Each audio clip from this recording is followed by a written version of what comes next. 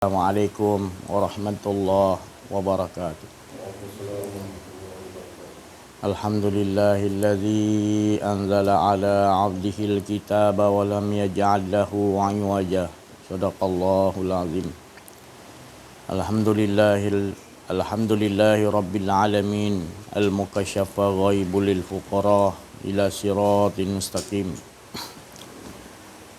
Subhanaka la ilma lana illa ma 'allamtana innaka antal alimul hakim. La haula wala quwwata illa billahil aliyil azim. Wa fahamnaha Sulaiman wa kullan ataina hukman wa ilma wa sakharna ma Daudal jibala yusabbihna wa tayra kunna fa'ilin. Rabbi shrah li sadri wa yassir li amri wa hlul 'uqdatam min lisani yafqahu qawli. Nurjali sifatullah, sifat menjadi kalamullah, terangkan hati hamba-hamba Allah, terang seperti hati Rasulullah sallallahu alaihi wasallam. Alhamdulillah, syafa'atin Nabi Muhammadin Mustafa Rasulullah sallallahu alaihi wasallam wa ila arwahi abina ummatina wa mahawa anbiya wal auliya wa syuhada wa salihin wa ila syairil malaikati muqarrabin al ghaib. Ibu bapa kita, isteri suami kita, semua anak-anak cucu keturunan kita semua, nenek moyang kita, muslimin muslimat, mukminin mukminat yang hidup maupun telah pergi. Al-Fatihah. A'udzubillahi minasyaitonirrajim. Bismillahirrahmanirrahim. Alhamdulillahi rabbil alamin. Ar-Rahmanirrahim. Maliki yaumiddin. Iyyaka na'budu wa iyyaka nasta'in. Ihdinas siratal mustaqim. Siratal ladzina an'amta 'alaihim ghairil maghdubi 'alaihim waladdallin. Alhamdulillah, bersyukur kita kepada Allah Subhanahu wa taala, limpahan kurniaan Allah, rahmat Allah, inayah Allah, hidayah Allah, kurniaan iman, Islam, ihsan, dapat makrifat, dapat mengenal Allah dari sisi Allah hingga kita tidak ragu dan sentiasa hakul yakin yang nyata, yang jelas, yang ada hanya Allah Subhanahu wa taala. Alhamdulillah, bersyukur kita kepada Allah Subhanahu wa taala masih lagi dikurniakan oleh Allah nikmat yang besar, yang tak ada nikmat yang lebih besar daripada nikmat kurniaan Allah, iaitu rahmat Allah menghidupkan kita, dan dalam keadaan kita hidup kita menyaksikan yang maha hidup, yang nyata jelas adalah cerita-cerita, kisah-kisah Allah Subhanahu wa taala, dan kita sentiasa terus menerus berkeyakinan, iaitu keyakinan yang Allah curahkan kepada kita, bahawasanya kita melihat semua sekalian alam ini semuanya telah binasa, dan kita nyata jelas wa yabqa wajhu rabbika dzul jalali wal ikram.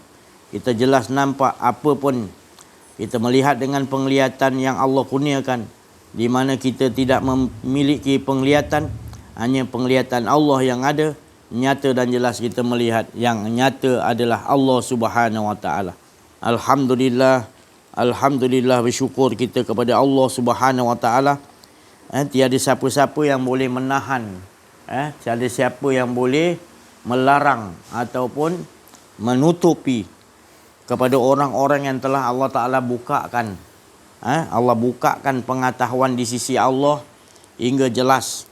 Seperti mana Nabi Khidir alaihissalam, dia berkata kepada Nabi Musa, bahawasanya bagaimana engkau boleh nak mengikuti aku, Musa, sedangkan engkau tidak tahu daripada awal sampai akhir, zahir dan batin. Menunjukkan ilmu yang dikurniakan oleh Allah, dari sisi Allah, maknanya laduni hidayah laduni, ilmu yang di sisi Allah Subhanahu wa taala ni jelas, awal akhir zahir batin, tidak ada keraguan. Itulah Nabi Khidir berkata kepada Nabi Musa. Dan pula lagi, apa pun yang nanti kalau engkau nak ikut aku Musa, maka jangan engkau pertikaikan. Nabi Musa berkata, engkau akan dapati aku insya Allah akan dapat mengikutimu. Sedangkan Nabi Khidir alaihissalam dalam Quran tu surat Kahfi mengatakan, engkau pasti tidak akan dapat mampu mengikutiku. Nabi Musa cakap awal-awal lagi. Dia nak ikut, Nabi Musa nak ikut. Nak tahu macam mana ilmu yang di sisi Allah. Bukan semua orang boleh dapat memilikinya. Bukan semua orang. Sebab ini adalah Allah Ta'ala pilih. Pilih dapat di sisi Allah Subhanahu Wa Ta'ala ilmu. Dia bukan boleh kita belajar, ambil PhD ni, baru boleh kita dapat. Tak. Ini adalah kurniaan Allah Subhanahu Wa Ta'ala. Cara belajar nak dapatkan dia pun Allah juga yang didik. Jadi dia keyakinan dia nampak. Kalau kata Allah Ta'ala kata lubangkan perahu, dia tak banyak cerita, dia dah nampak dah A sampai Z. Kalau tak dilubangkan, perahu ni akan dirampas oleh ketua lanon kapal yang lebih besar. Bunuh budak ni, dia bunuh, dia tahu. Kalau tak bunuh, dia dah nampak dah anak ni akan menyesatkan ibu ayah dan banyak lagi. Jadi Allah nak ganti yang lain. Jadi dia dah nampak ilmu tu. Nabi Musa tak sampai ke situ ilmu tu. Daripada awal lagi Nabi Khidir dah tahu dah. Nabi Musa memang tak sanggup ikut. Tapi dia pesan juga kalau nak ikut juga. Tapi dia tahu Nabi Musa tak mampu ikut. Tapi dia pesan juga kalau nak ikut tolong jangan mempertikaikan. Jangan berbalah-balah dengan dia. Jangan kacau lah. Maknanya dia punya pekerjaan tu dengan Allah tu jangan kacau. Tu tadi. Nabi Musa pun jawab bagus. InsyaAllah engkau akan dapati, aku akan boleh ikut kau insyaAllah. Okay. Syarat dia adalah jangan mempertikaikan. Ternyata satu kali tak mampu, dua kali, tiga kali tak mampu, cukuplah. Nabi Khidir kata cukuplah. Maknanya dalam cerita ni bukan bermakna cerita tu habis di situ. Ini Allah Subhanahu Wa Taala nak mengajar orang-orang yang maknanya di sisi Allah ni, bila kita nak ikut dia, terutama pembimbing-pembimbing rohani ni, kita jangan mempertikaikan. Ibaratnya kita sebagai pesakit jumpa dengan doktor pakar. Jadi biar dia nak rawat kita dengan cara macam mana, kita jangan mempertikaikan. Begitulah. Apatah lagi kalau orang tak ada pembimbing rohani. Tak jumpa macam orang Nabi Khidir ni tadi. Allah suruh cari pembimbing rohani yang taraf dia macam itulah. Nabi Khidir ni dia orang arif billah. Dia dikatakan tadi nabi. Dia boleh dikatakan wali yang banyak wali-wali Allah belajar dengan dia. Itu tadi. Jadi di zaman Rasulullah pun Rasulullah ada sebut juga. Sahabat Nabi pun ada jumpa. Jadi ini dia seorang Nabi yang dibagi oleh Allah Subhanahu Wa Taala umur yang panjang. Kerana dia dapat meminum air yang hayat. Maksudnya air yang siapa minum, hayat dia akan dipanjangkan oleh Allah Subhanahu Wa Taala. Ini kurniaan Allah Subhanahu. Kan air itu hebat, tapi kurniaan Allah Subhanahu Wa Taala. Jadi kalau kita dapat jumpa dengan orang begini dan disuruh kita menjumpai, dalam ayat ini mengatakan kita harus jumpa orang-orang yang makna ilmunya di sisi Allah Subhanahu Wa Taala. Di kalangan orang golongan orang wali Allah, arifin billah. Kalau kita tak jumpa dia, maka kita akan sesat. Nabi Musa pun disuruh jumpa juga supaya kita tahu dia tu orang-orang ahli Allah ni orang-orang yang maknanya dia tidak ada keakuan diri. Ilmunya di sisi Allah perlu buang keakuan diri. Dia ada cara-cara dia lah yang Allah Ta'ala tadi tempa orang ni. Kalau kita sekadar kita nak jumpa aja tak akan terjumpa. Dia kena ada kemauan yang kuat. Maknanya siapa yang jumpa, maknanya dia dapat berjumpa dengan Allah Subhanahu Wa Taala. Bukan dia tu Allah, tetapi orang begini adalah orang yang dah tak ada keakuan diri. Bila dah tak ada keakuan diri, sifat perangainya dia dah dijazbah, dah diilah. Maknanya orang ni adalah setiap nafas dia turun dan naik, setiap pergerakan dia, wa ma fa'altuhu an amri, maknanya bukan aku buat sesuatu itu ikut kemauanku, kata Nabi Khidir. Tak ada satu pun dia buat, nafas dia turun naik tu bukan kemauan dia. Dia serasakan semua hidup dia tu adalah Allah Subhanahu Wa Taala. Kalau orang tak faham, Oh, kita serah diri kepada Allah, kita diam je lah. Itu orang yang tak kenal diri, tak kenal Allah. Allah dah berjanji betul-betul kita dah kenal, Allah dah kenalkan diri dia. Kita tak mau lagi buat pakaian keakuan diri dah.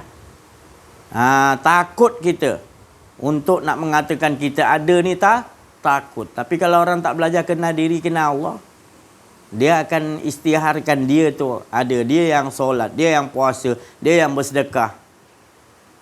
Bila dia bersedekah tu, bila nak bersedekah tu tadi, nak belanja orang ni makan ke minum ke, nak belanja apa pun kesusahan, kita nak belanja, itu pun kita rasa kita nak keluar, kita rasa nanti apa imbalannya. Kalau orang tak mengaji kenal diri, kenal Allah, dia nak dapat, aku bagi ni apa imbalan aku dapat. Itu orang tak kenal diri, tak kenal Allah. Dia mengharapkan balasan daripada Allah untuk nafsu dia, bukan Allah tu tadi. Kalau Allah tu tadi, dia tidak mengharapkan apa-apa, betul-betul cukup dah. Karunia yang Allah bagi tu dah cukup. Apa dia karunia dia? Allah tu tak ada keakuan diri. Allah tu dah cukup bahagia. Sampai dia dah bersedekah, dia bagi tu tadi. Bila dia tahu lepas ni nanti orang ni dah bangun makan, dia dah selesai, kita dah bayarkan, tokek tu kata dia dah bayar. Kita rasa gembira, kita rasa aku yang bayar, aku bangga. Dia tidak gitu. Dia akan rasakan, ya Allah, terima kasih ya Allah, engkau lah. Dia bersedia, engkau lah ya Allah. Ni cerita engkau ya Allah, bukan aku. Bukan duit aku, bukan kehendak aku, ni semua kehendak. Wa ma fa'altuhu an amri. Bukan daripada kemauan. Kalau kita tak biasa buat begitu, itu kita tak sedar, kita dah melakukan satu kesalahan yang besar, iaitu pengakuan diri kita. Pengakuan keakuan diri kita. Bukan pengakuan mengatakan dia lah, tapi pengakuan atas kehendakku. Kalau Nabi dia, bukan kehendak hawa nafsu, bukan kehendakku. Aku buat ni semata-mata Allah, bukan kemauanku. Jadi kena belajar di situ. Jadi kalau kita tak jumpa orang arif billah, kita tak jumpa wali-wali Allah, kita tak faham apa cara dia. Sebab dia mewarisi akhlak Nabi Muhammad sallallahu alaihi wasallam, buang keakuan diri. Jadi dia dah berpuluh tahun mengamaliahkan tak nak ada keakuan diri. Dia takut hari bergoncang, di mana hari itu tak ada hari yang siapa-siapa dapat selamatkan dirinya. Itu hari bergoncang yang ditakutkan tu bukan saja kiamat, tapi ini lebih besar daripada kiamat, iaitu hari di mana dia rasakan ada keakuan diri. Ini menurut tafsiran orang-orang yang ahli Allah, para wali-wali Allah menafsirkan ayat yang dikatakan kiamat, yang dikatakan takut hari bergoncang yang amat sangat itu tadi, seperti mana manusia lupa pada anak, mak lupa pada anak kalau terjadinya kiamat tu, anak lupa kepada bapa, apa yang kita sayangi akan jadi lupa. Maksudnya pada para tafsir wali Allah, kalau tak tahu, tak faham, was-was jangan ikut. Pasal bagi mereka para wali-wali Allah, para kekasih Allah, mereka ni yang dikatakan hari kiamat, hari bergoncang bagi mereka itu adalah hari di mana hari dia melihat ada keakuan dirinya. Maka itu Nabi dia kata, aku berbuat ni bukan kehendakku. Maknanya beribu tahun sejak Nabi dia dapat anugerah ilmu di sisi Allah ni tadi, dia maknanya dia tak mau lagi ada rasa keakuan diri. Kalau ada rasa keakuan diri, terputus. Maknanya berjadilah hari bergoncang, hari kiamat yang besar. Mereka takut hari bergoncang tadi. Mereka ni berbuat ni kerana Allah Ta'ala izinkan. Tu tadi. Fi buyutin azinallah. Buyut ni rumah-rumah. Kalau ahli tafsir yang jelas dengan buyut ni rumah Allah. Rumah Allah bahasa kita masjid. Tapi buyut ni rumah Ustaz kan? Buyut ni rumah. Jadi rumah ni buyutin maknanya rumah-rumah. Maknanya Allah Ta'ala bahasakan rumah-rumah Allah. Azinallah fi buyutin azinallah. Kalau kita kata masjid, yang kita nampak ni, itu menurut tafsir orang yang menurut tak kata salah. Tapi yang lebih jelas lagi, menurut Syekh Abdul Qadir Jalil, buyut tu fi buyutin azinallah, rumah yang dalam diri kita tu qalbun, dalam qalbun tu, yang Allah Taala izinkan. Di dalam tu bersih, dalam tu tak boleh nak ingat apa. Kalau di masjid macam-macam kita ingat, bawa telefon, bawa tu kan. Itu sekadar di luaran maksudnya. Maksud yang betul-betul adalah kita kena menumpukan di situ. Bila masuk qalbun kita dah kenal kat dalam tu, baru Allah Ta'ala izinkan. Maknanya Allah Ta'ala izinkan bila kita bawa keakuan diri, tak bolehlah diizinkan Allah. Allah hanya izinkan, maknanya bila kita betul-betul kosong, tak ada dalam tu. Melainkan yang adanya Nur Muhammad tu tadi. Seorang lelaki tadi kan. Barulah tadi. Rijalul la tulihim. Barulah seorang lelaki. Yang sentiasa dalam tu tak pernah dilalaikan. Tak pernah dilalaikan. Di perniagaan ke, apa pun dia buat, dia pandang apa pun, dia pergi mana, campak kat puaka mana pun, dia tak nampak lain dah. Dia sentiasa mengingati Allah Subhanahu Wa Taala, maknanya dia, Allah Taala izinkan dia berkeadaan, dan tidak ada sesiapa yang dapat menghijabkan dia dengan Allah. Maknanya dia sentiasa Allah kurniakan terus menerus, sebab dia dah dapat azinallah, izin daripada Allah Subhanahu Wa Taala. Ini makam-makam yang mana kita, kalau kita mengaji, kalau Al-Quran, tafsir, apa segala ilmu, atas pada ilmu yang kita pelajari, penghujung dia adalah makom dipanggil. Makam ni kita kena dudukkan di situ. Bukan sekadar faham, tetapi dudukkan, amaliahkan, akhlakkan. Mana orang-orang para wali Allah Arifin Billah, dia akhlakkan diri dia. Mana kalau dah duduk makam tu tadi, fi buyutin azinallah, mana rumah-rumah yang diizinkan Allah, dia faham bahawasanya dia dah diduduk situ, dia dah dapat makam tu. Bukan sekadar baca dan tafsir, tetapi dia dah dapat faham daripada guru atau gurunya tadi apa maknanya tu. Dia dapat memaknai, langsung dia terus amaliahkan dalam kehidupan, akhlakkan tadi, bahawa dirinya takut hari yang bergoncang, hari kiamat pada waktu tu tiada siapa yang dapat beri naungan. Maka dia tahu waktu tu adalah waktu di mana dia tak mahu ada rasa keakuan diri. Inilah makom yang membawa kepada keberuntungan, kata Nabi Khidir, di mana hati engkau sentiasa tak ada di engkau, yang ada hanya Allah. Engkau rasakan begitu Allah bagi. Bukan engkau berusaha nak situ, tapi yang nak bagi tu, kurniaan tu adalah Allah Subhanahu Wa Taala. Dia tidak akan lupa mendirikan solat. Orang yang duduk makam ni, dia tidak akan lupa mendirikan solat. Solat dengan mendirikan solat tu lain. Solat masih ada tahapan solat, iaitu zuhur, asar, maghrib, isyak, subuh. Kan? Tetapi kalau dia terus menerus, dia terus mendirikan solat, dan dia tak pernah jatuh. Solat dia terus menerus. Orang begini tak ada siapa boleh tahan dia. Dia solat di samping dia solat yang ni, dia solat yang solat sunat ni berterusan, daim. Ni kata, kalau orang tak dapat ni, dia akan kata, si Haji ni tak payah solat lah ni, maknanya dia terus. Bukan, dia akan lakukan solat yang ni syariat, dan terus menerus dia melakukan solat. Dia takut tadi. Kalau dia, makna solat tu tadi adalah menyambung, tak ada keakuan diri. Jadi solat dia tu tadi dah 5 waktu berhasil, tanda solat dia berhasil. Mana inna solata tanha anil fahsya'i wal munkar, dia dapat mencegah daripada perbuatan keji dan munkar. Apa keji dan munkar? Dia dalam solat dah tak ada keakuan diri, akan terjadilah solat yang di luar. Tetap juga tak ada keakuan diri. Dia angkat takbir atau ihram, ma ramaita iz ramaita walakinna. Tetap tak ada aku, engkau ya Allah. Tetap yang sebut besarkan engkau. Dia rasakan dalam solat tu asyik, khusyuk Allah, dia tak ada rasa diri dia. Khusyuk wa tawa, sedap betul solatnya tadi. Sebab dah nyambung, asyik. Bila asyik, lebur, tak ada diri dia. Begitu yang Rasulullah ajar. Bila dah asyik cinta, lebur Allah lebur, tak ada. Yang ada cinta tu hanya satu, Allah lah dia menyembah, diri tu nyambung. Tu nama solat. Itu ketika Isra Mi'raj, Rasulullah sampai dari Sidratul Muntaha, malaikat tak boleh masuk, hanya dipanggil Allah. Bila masuk, Rasulullah nampak seorang lelaki yang muda dalam keadaan tak henti-henti solat.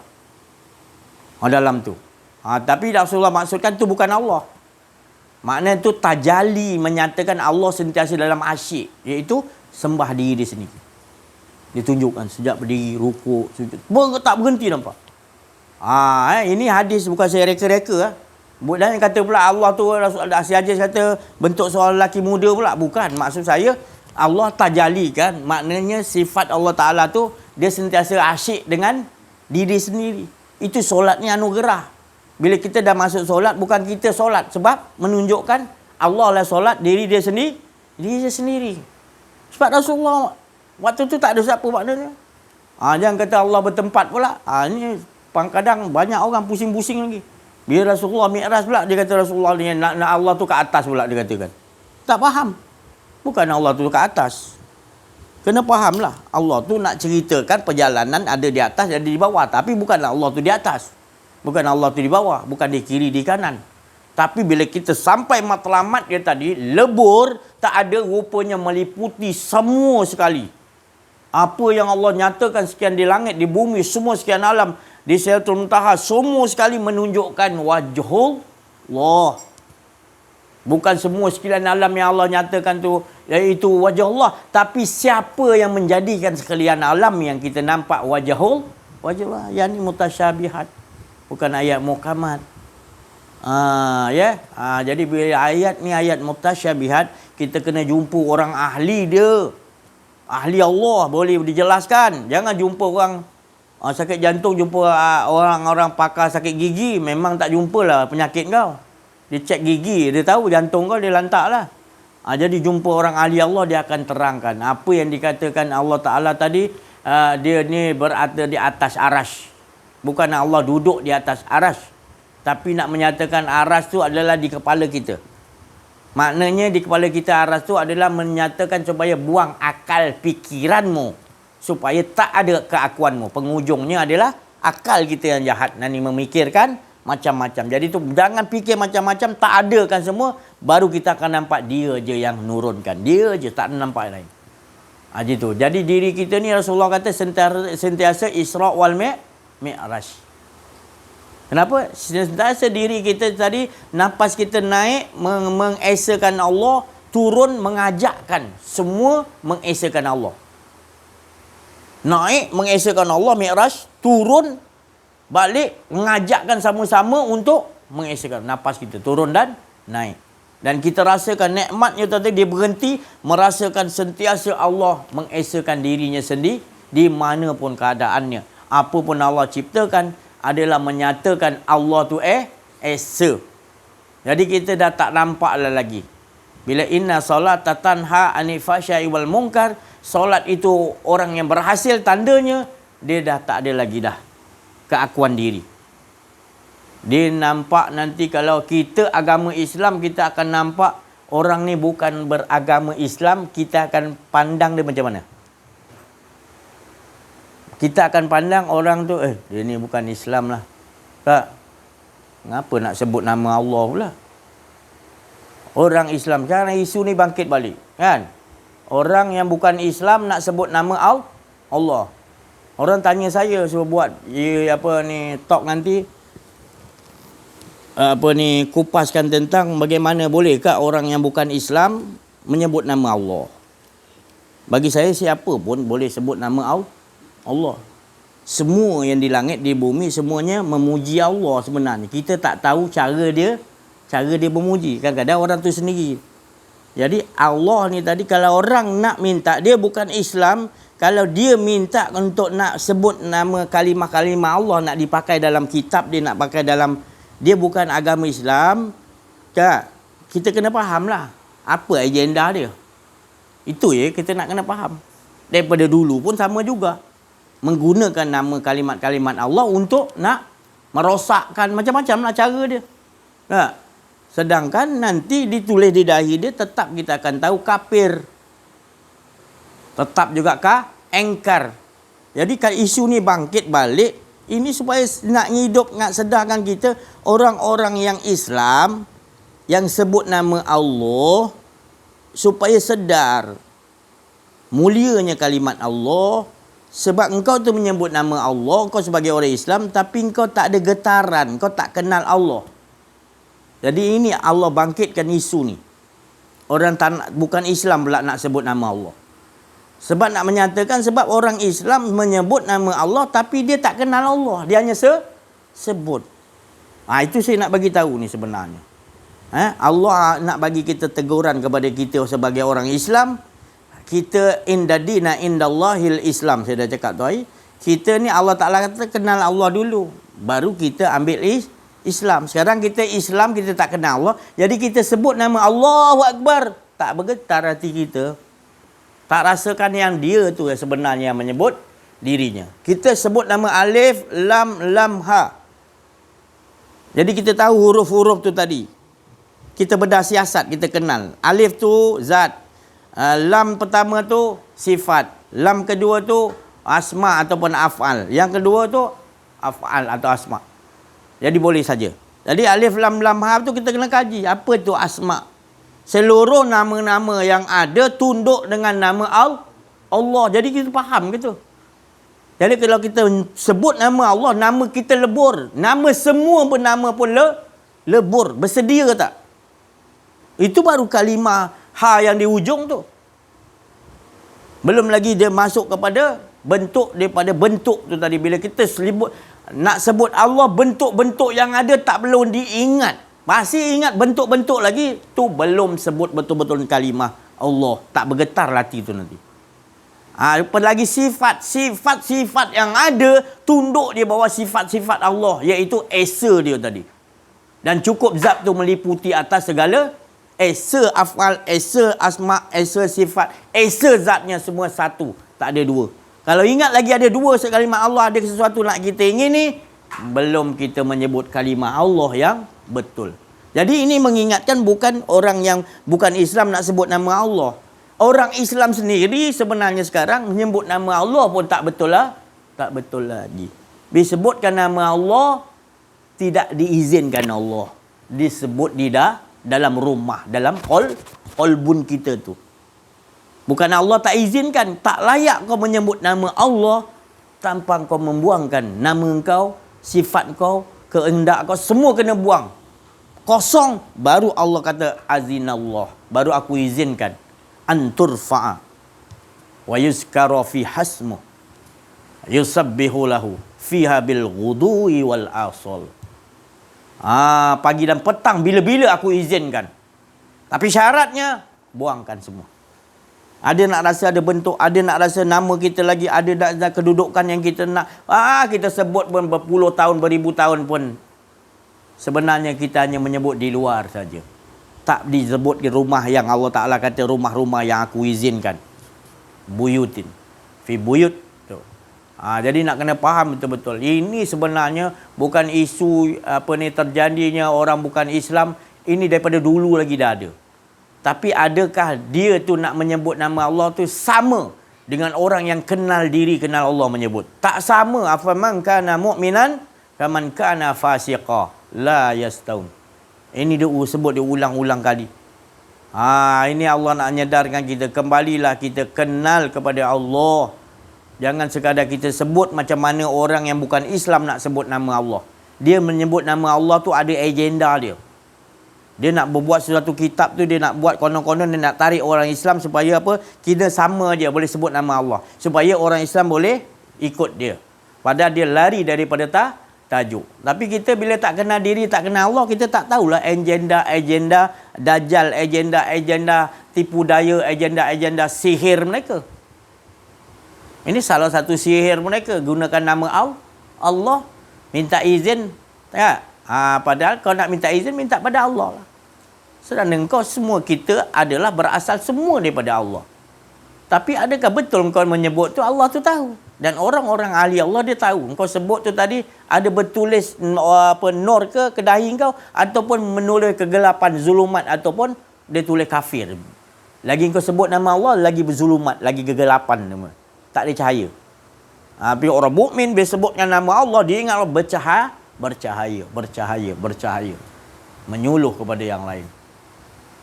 Bergetar pada hati-hati orang lain. Bukan saja dia bergetar, dia nyuluh lagi bergetar pada orang-orang yang lain. Betul-betul nak. Ini kesimpulan sebenarnya siapa yang bertanya kepada saya bahawasanya dia nak sebut nama Allah, biar kita tak boleh larang. Dia nak, tapi kita kena tahu sekarang Allah nak ajar kita. Bila kita dah kenal diri, kenal Allah, kita tak peduli dia nak sebut-sebut dah. Tapi kita tahu dia sebut tu kerana apa. Ada agenda sesuatu yang dia nak. Cuma kita tak boleh larang. Kita nak kena mantapkan Allah ajar kita. Tak sama dia sebut dengan kita yang kenal diri, kenal Allah sebut. Bergetar kalau dia pegang senjata tu, kita sebut Allahu Akbar, bergetar. Jatuh musuh punya. Dia tengok kita daripada jauh, tak tahan dia. Sebab cahaya nur orang yang betul-betul menyebut nama Allah. Jadi kegerunan kepada orang yang bukan Islam. Orang yang nak memusuhi Islam, automatik daripada jauh. Dia sebut dia orang orang mukmin ni daripada jauh lagi. 5 hari nak berperang dah bergetar dia orang, takut dah. Nak menghadap tentera Rasulullah SAW. Para wali Allah. Takut. Ni kita pergi ziarah lagi dengan Syekh Waliullah Asyahid Abdul Samad Al-Palimbangi. Mana di mana tetap juga bila malam tu kita buat di makam dia, Allah perlihatkan juga. Tetap dia pakai macam pakaian ninja juga. Datang. Bukan kita panggil dia, bukan, Allah perlihatkan. Orang kata si Haji panggil dia datang seru. Tak ada masa aku nak seru dia. Tak? Aku cukup, ya Allah, aku seru sudah. Tak ada yang lain lagi nak seru. Berselawat kepada Nabi Muhammad. Dia akan datang sendiri. Bila kita betul mengesahkan Allah, Nabi Muhammad datang, orang-orang ahli Allah datang, semua orang-orang suci akan datang, malaikat akan datang. Bila kita mengesahkan Allah, buang keakuan diri, otomatik semua akan datang. Allah sendiri letakkan kita di tempat, maknanya fat'uli fi ibadi. Golongan orang-orang yang betul beribadah pada, iaitu dia sentiasa mengesahkan diri. Allah jazbahkan, hilang keakuan diri dia berada di dalam tu. Bila dia dalam tu, Allah akan perkenalkanlah siapa yang kau ziarah ni akan datang. Dia buat macam ninja tapi baju besi, muka dia tutup semua, tutup. Dia bercerita macam mana buruknya perangai orang sekarang, orang Islam. Bukan orang kafir, orang Islam, buruknya perangai. Dia cerita, marah dia. Dia orang, dia hari-hari dia sujud minta pada Allah, menangis, aku nak mati syahid ya Allah. Hari-hari semangat dia, semangat jihad.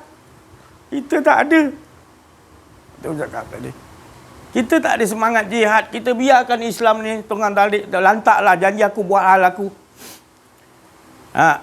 Padahal engkau tak perlu jaga Allah, tapi maksud Allah engkau jaga agama Allah. Tu bukan suruh jaga Allah. Allah jaga semua dah. Tapi engkau pedulikan orang-orang Islam tertindas, orang tak mentauhidkan Allah, orang tak kenal diri, tak kenal Allah. Kau suruh beramal, kau suruh ambil ilmu aja banyak. Allah tu kat mana kau tak ajar tu, dia geram tu dia. Dia kata, sedangkan kami betul-betul kenal Allah. Kami sentiasa berhubung dengan Allah. Tiada siapa menghalang kami untuk buat hijab kami dengan Allah. Kami sentiasa tidak berhijab dengan Allah. Sentiasa kami nampak nyata Allah Ta'ala. Dia kata, marahnya kita ni semua ni. Dengan saya kena marah. Kau dah tahu. Tu. Tu macam mana dia dialog dengan saya, jangan banyak cakap lah.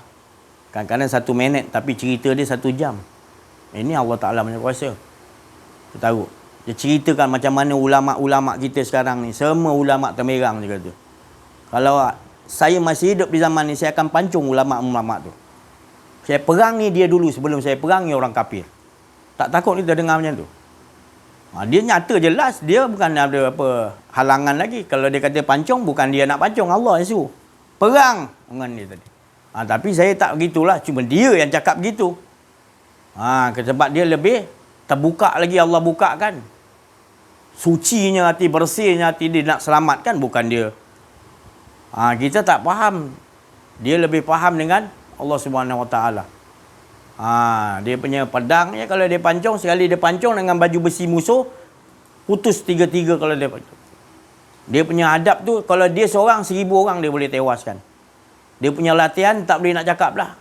Kita tak apa punya latihan, saya pun tak tahu. Pedang kita pun, pedang macam mana saya pun tak tahu. Ada pedang kita niatkan nak berjihad. Tak ada tu saya kata tadi. Adakah ulama-ulama sekali-sekali nak menceritakan tentang jihad ni supaya bangkit? Jangan bukan jihad pancung ni. Jihad macam mana nak kalahkan hawa nafsu. Sekarang ni manusia, rakyat kita, umat Muhammad ni, kau ulama warisatul anbiya, membiarkan umat Muhammad jahil tentang Allah Subhanahu Wa Taala. Mengapa kau istiarkan perang sebenarnya? Umat ni sekarang ni patut kau istiarkan perang, bukan lawan kerajaan. Iaitu bangkitkan balik para raja, para apa, sama menteri-menteri, patut ulama engkau tugas untuk memberitahu supaya kenal diri, kenal Allah. Supaya pertama sekali adalah mengesakan Allah. Kau jelaskan betul-betul. Sekarang kau hanya berkata je tauhid, la ilaha illallah, la ilaha illallah. Itu je kau rasa. Lepas tu kau biarkan raja kau, biarkan pemimpin kau menyanyi, melagukan lagu Yahudi. Tu juga faham lah. Ini engkau akan ditanyakan dulu, wahai ulama. Saya dah lepas saya bagi tahu. Saya bukan ulama, saya bukan mursyid, saya bukan wali Allah. Saya hanya bagi tahu apa yang dipesan oleh Syahid Syekh Waliullah Abdul Samad Al-Palembang. Itu baru dia punya martabat wali, belum lagi Syekh Abdul Qadir Jalani. Silap-silap dia. Kita nak jumpa dia lari. Pasal bau bangkai kita ni. Munafik, penipu. Kalau kita nak jumpa wali lagi tinggi lah. Itu lagi. Apalagi kita dengan Allah. Bezanya kita dengan Allah sebenarnya. Busuknya hati kita nak hadapan Allah. Kita syok sendiri kita berhadapan. Sebenarnya tak berhadapan dengan Allah pun. Sebab kita dah bawa keakuan diri. Keakuan diri tu najis, busuk. Kita tak rasa tu najis, tu busuk. Sebab kita tak mengaji. Para ulama-ulama yang ada kebanyakan, kata Syahid ni Palembang ni, Abdul Samad, dia kata para ulama kita tak ceritakan yang betul-betul tauhid. Hanya cerita kosong. Cerita luar, dia tak isi. Padahal Rasulullah SAW isi patinya 13 tahun adalah awalnya adalah tauhid, mengenal diri, mengenal Allah. Bersungguh-sungguh tu dulu, baru yang lain datang solat, datang puasa. Sekarang kita dah ditipu dengan ilmu-ilmu yang lain, ilmu yang tauhid yang betul-betul ni tadi. Saya sendiri pun lah ini yang agak sesat. Dulu saya buat daripada bujang, bukan nak saya buat dah lama. Daripada bujang bawa pun orang kata masuk saya ke balai polis. Nak disoal saya. Jabatan Agama Islam mesti disoal. Nak cakap apa benda? Soal lah. Saya memang tunggu pun dia panggil nak soal pun. Bukan saya berkata macam saya pergi tu saya ni betul dia salah. Bukan. Saya pergi tu tadi bukan saya siapa betul. Saya nak jelaskan. Alhamdulillah dia panggil. Saya pergi nak semata-mata. Dia datang dia jumpa arwah bapa saya ni. Inspektor Singh polis. Sentol dia kata. Dia kata anak awak ni Abdul Aziz ni. Mana dia? Oh dia tak ada. Dia pergi bertapa lah. Nanti kalau dia balik bertapa nanti panggil dia suruh datang balai polis.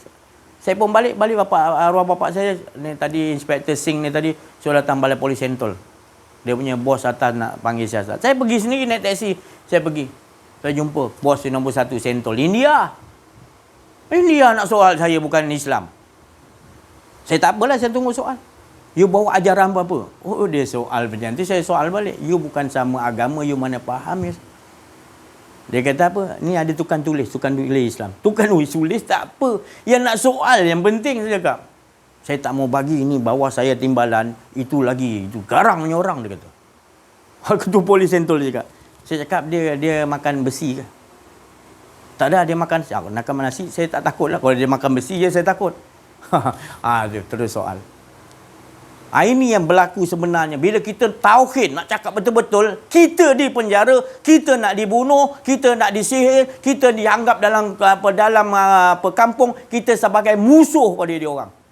Begitu gila Nabi Muhammad SAW. Bila datang bawa tauhid, seluruh kafir Surai menganggap Nabi harus dibunuh. Nabi harus disihir. Tapi kita tak perlu takut. Nabi tak pernah takut. Kita tak pernah takut mati. Sebab ini kita adalah tauhid, mengesakan Allah. Hidup dan mati itu sama bagi orang yang betul mengesakan Allah. Saya bakar semuanya dengan kalimat tauhid supaya hidup terus. Kalau wafat saya, mati saya, sama-sama kita bangkit. Banyak lagi bangkit orang yang nak mentauhidkan Allah. Jadi ulama-ulama perlu ada begitu. Semua ulama kata Islam mengucapkan asyhadu alla ilaha. Engkau ulama, engkau sepatutnya membakar api-api tauhid kepada setiap umat-umat akhir zaman, umat Nabi Muhammad SAW. Kalau tak ada nanti umat Nabi Muhammad SAW akan dia berhujah di hadapan Nabi SAW. Mengapa engkau wahai ulama tak menjaga umatku, kata Nabi. Kau nak jawab depan Nabi SAW gitu. Belum depan Allah lagi. Depan Nabi Muhammad SAW. Yang kau nak harapkan syafaat siapa? Kau nak dapat, kalau Nabi tak redha dengan kau, siapa? Kau dapat redha Allah. Engkau nak jumpa Allah Ta'ala pun harus melalui pintu Nabi Muhammad SAW. Sedangkan kau buat Nabi Muhammad SAW menangis. Kau biarkan Nabi Muhammad dalam keadaan duka cita, dalam keadaan merana. Sebab engkau ulama waris aku. Mengapa engkau biarkan umat Nabi Muhammad SAW dalam keadaan tidak mentauhidkan Allah betul-betul? Ini kalau kita betul-betul orang ahli Allah, orang betul-betul mentauhidkan Allah, dia tidak takut. Innal awliya Allah la haufun alaihim wa lahum yahzanun. Bersedia, dia sentiasa aman dengan Allah. Bila ada keakuan diri itu yang dia risaukan. Jadi kita keadaan bukan kita berani, sebab kita hasbunallahu wa ni'mal wakil. Kita dah cukup merasakan anugerah yang Allah bagi, iaitu Allahnya kita dah ada. Kita tak takut. Hidup dan mati bukan di tangan manusia. Hidup dan mati kita dah di tangan Allah Subhanahu Wa Taala. Yang pentingnya kita nak ngajakkan manusia sama-sama mengesahkan Allah. Itu adalah tujuan kita. Kalau kita benar-benar ada betul-betul memahami isi parti tauhid, ini sebenarnya kita hari-hari setiap waktu kita nak ucapkan kepada umat Nabi Muhammad SAW. Yang bakal nanti kita nak bawa mereka mengikuti jejak langkah, iaitu Imam Mahdi yang tak lama lagi akan turun. Bukan kita nak melawan kerajaan. Tak ada masa kita nak lawan dia orang. Tak ada masa kita nak membenci kerajaan, nak membenci sesiapa pun. Tapi kita nak bagi tahu puncanya adalah orang-orang yang dibagikan ilmu, ulama-ulama, orang yang beramal ini mendiamkan diri kepada orang raja, orang pemimpin-pemimpin dan masyarakat kita. Inilah jadi punca Islamnya rosak. Sebab tak membakar api tauhid. Maka manusia-manusia jadi tak ada telur, tak lembab. Jadi tak tahu erti jihad. Jihad hawa nafsu tu pun dia tak faham. Dia rasa macam aman je. Pasal itulah orang manusia paling rugi. Dia dalam keadaan dia keakuan diri, dia rasa aman. Tu bukan aman, tu nama kiamat nama dia. Malahan lagi bahaya sebab engkau tak sedar tu kiamat. Kau rasa aman, lalai, buat leka apa semua. Itu Allah Ta'ala kata orang yang paling rugi tu orang ghafilun. Yang itu lalai, yang membiarkan diri dia tak sedar dalam kelalaian. Iaitu mengikuti hawa nafsu dia terus, menyembah hawa nafsu. Tapi tugas siapa sekarang ni? Itu tadi. Terjawab oleh siapa-siapa ulama-ulama yang dekat yang bangkit kembali. Bukan saya nak menyalahkan, bangkit kembali untuk banyakkan mencerita tentang akhir zaman. Iaitu kita harus dengan cara untuk bangkitkan Islam balik, iaitu dengan tauhid yang benar-benar. Boleh saya cerita syurga, neraka, fadilat amal, boleh macam-macam ulama lainnya. Saya cerita, orang banyak suka saya lah. Si Ajar ni baguslah cerita pandai. Ini yang kita nak, fadilat. Kita buat ni dapat apa? Dapat ganjaran daripada Allah, apa dapat? La haula wala quwwata. Syirik tu semua tu. Sudah-sudahlah tu. Allah tak ajar ke situ dulu. Allah memberitahu kepada kita syurga, tapi bukan kita harus menyembah pada syurga. Allah memberitahu nikmat syurga supaya tahu yang Allah tu lebih nikmat daripada syurga. Itu yang harus dibagi faham. Bukan saya cakap syurga tu tak ada. Bukan saya cakap tak payah minta syurga. Allah pun sendiri berkata innal lazina amanu, beriman kenal aku dulu, tauhid kepada aku dulu. Itu sangat nikmat. Allahumma inna nasaluka ridha. Allah Ta'ala bagi tahu pada Muhammad, minta ridha aku. Ridha Allah tu apa? Harus kenal Allah. Kalau tak kenal Allah, nak ridha apa? Tauhid juga asalnya mesti mengesahkan Allah. Buang keakuan diri, baru benar mengesahkan Allah. Itu yang paling nikmat, lebih nikmat daripada syurga. Pijak sana Allah. Tapi kita dah tak ikut sistem Allah. Kita ambil syurga dulu, makna kita tak ikut sistem Allah. Kita beramal dulu, kita tak esahkan Allah dulu. Sebab itu kita rasa kita yang beramal. Terseksa lah kita. Syirik lah kita. Bukan saya marah, saya tak marah. Ini maknanya kata-kata kalau orang yang betul-betul ahli, orang yang syahid, orang yang betul-betul dia hari-hari dia minta mati syahid. Mati syahid itu bukan hanya kena tebas batang leher itu, bukan itu saja, tapi ahli yang betul-betul, orang yang betul ahli syahid adalah dia betul-betul berjuang melawan hawa nafsu hingga dia mati pun dia tak kisah.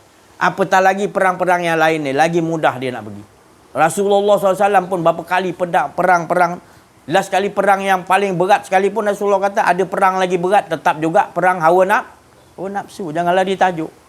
Maknanya bila kita dah dapat perang hawa nafsu, perang-perang yang lain mudahlah. Tapi kalau perang hawa nafsu kita tak perang, perang-perang yang lain akan jadi berat. Kita tak mampu hadapi perang tu tadi. Mudah orang Yahudi, mudah orang kafir untuk memperolok-olokkan kita. Dan tak ada kegerunan orang-orang bukan Islam kepada orang Islam. Sebab tak ada bisanya. Sebab ada keakuan diri. Mana ada bisa? Mana ada karamah? Maka tu dia tadi. Karamah ni bukan dia tunjuk sana jatuh kata bang, bukan tu, tak semestinya karamah tu. Karamah yang paling sekali tak ada keakuan diri tu, karamah yang paling tinggi sekali. Kalau kau boleh tunjuk ni kau riak pun tak boleh juga.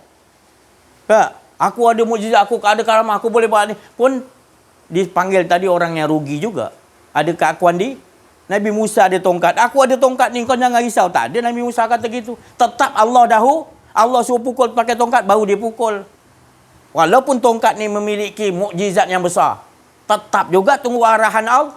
Sebab tauhid, sebab mengesakan Allah. Apa pun Allah dahulu. Kecil ke besar ke masalah, tetap Allah dahulu. Ini yang kita kena faham sekali. Ya. Ulama-ulama kita kebanyakan tak ada ulama yang jenis betul hawa nafsu dia dapat kalahkan. Malah banyak jatuh tombang-tombang. Kita akan lihat sendiri. Banyak ilmu tapi pergi dekat dengan para raja yang hawa nafsu dia lebih tinggi.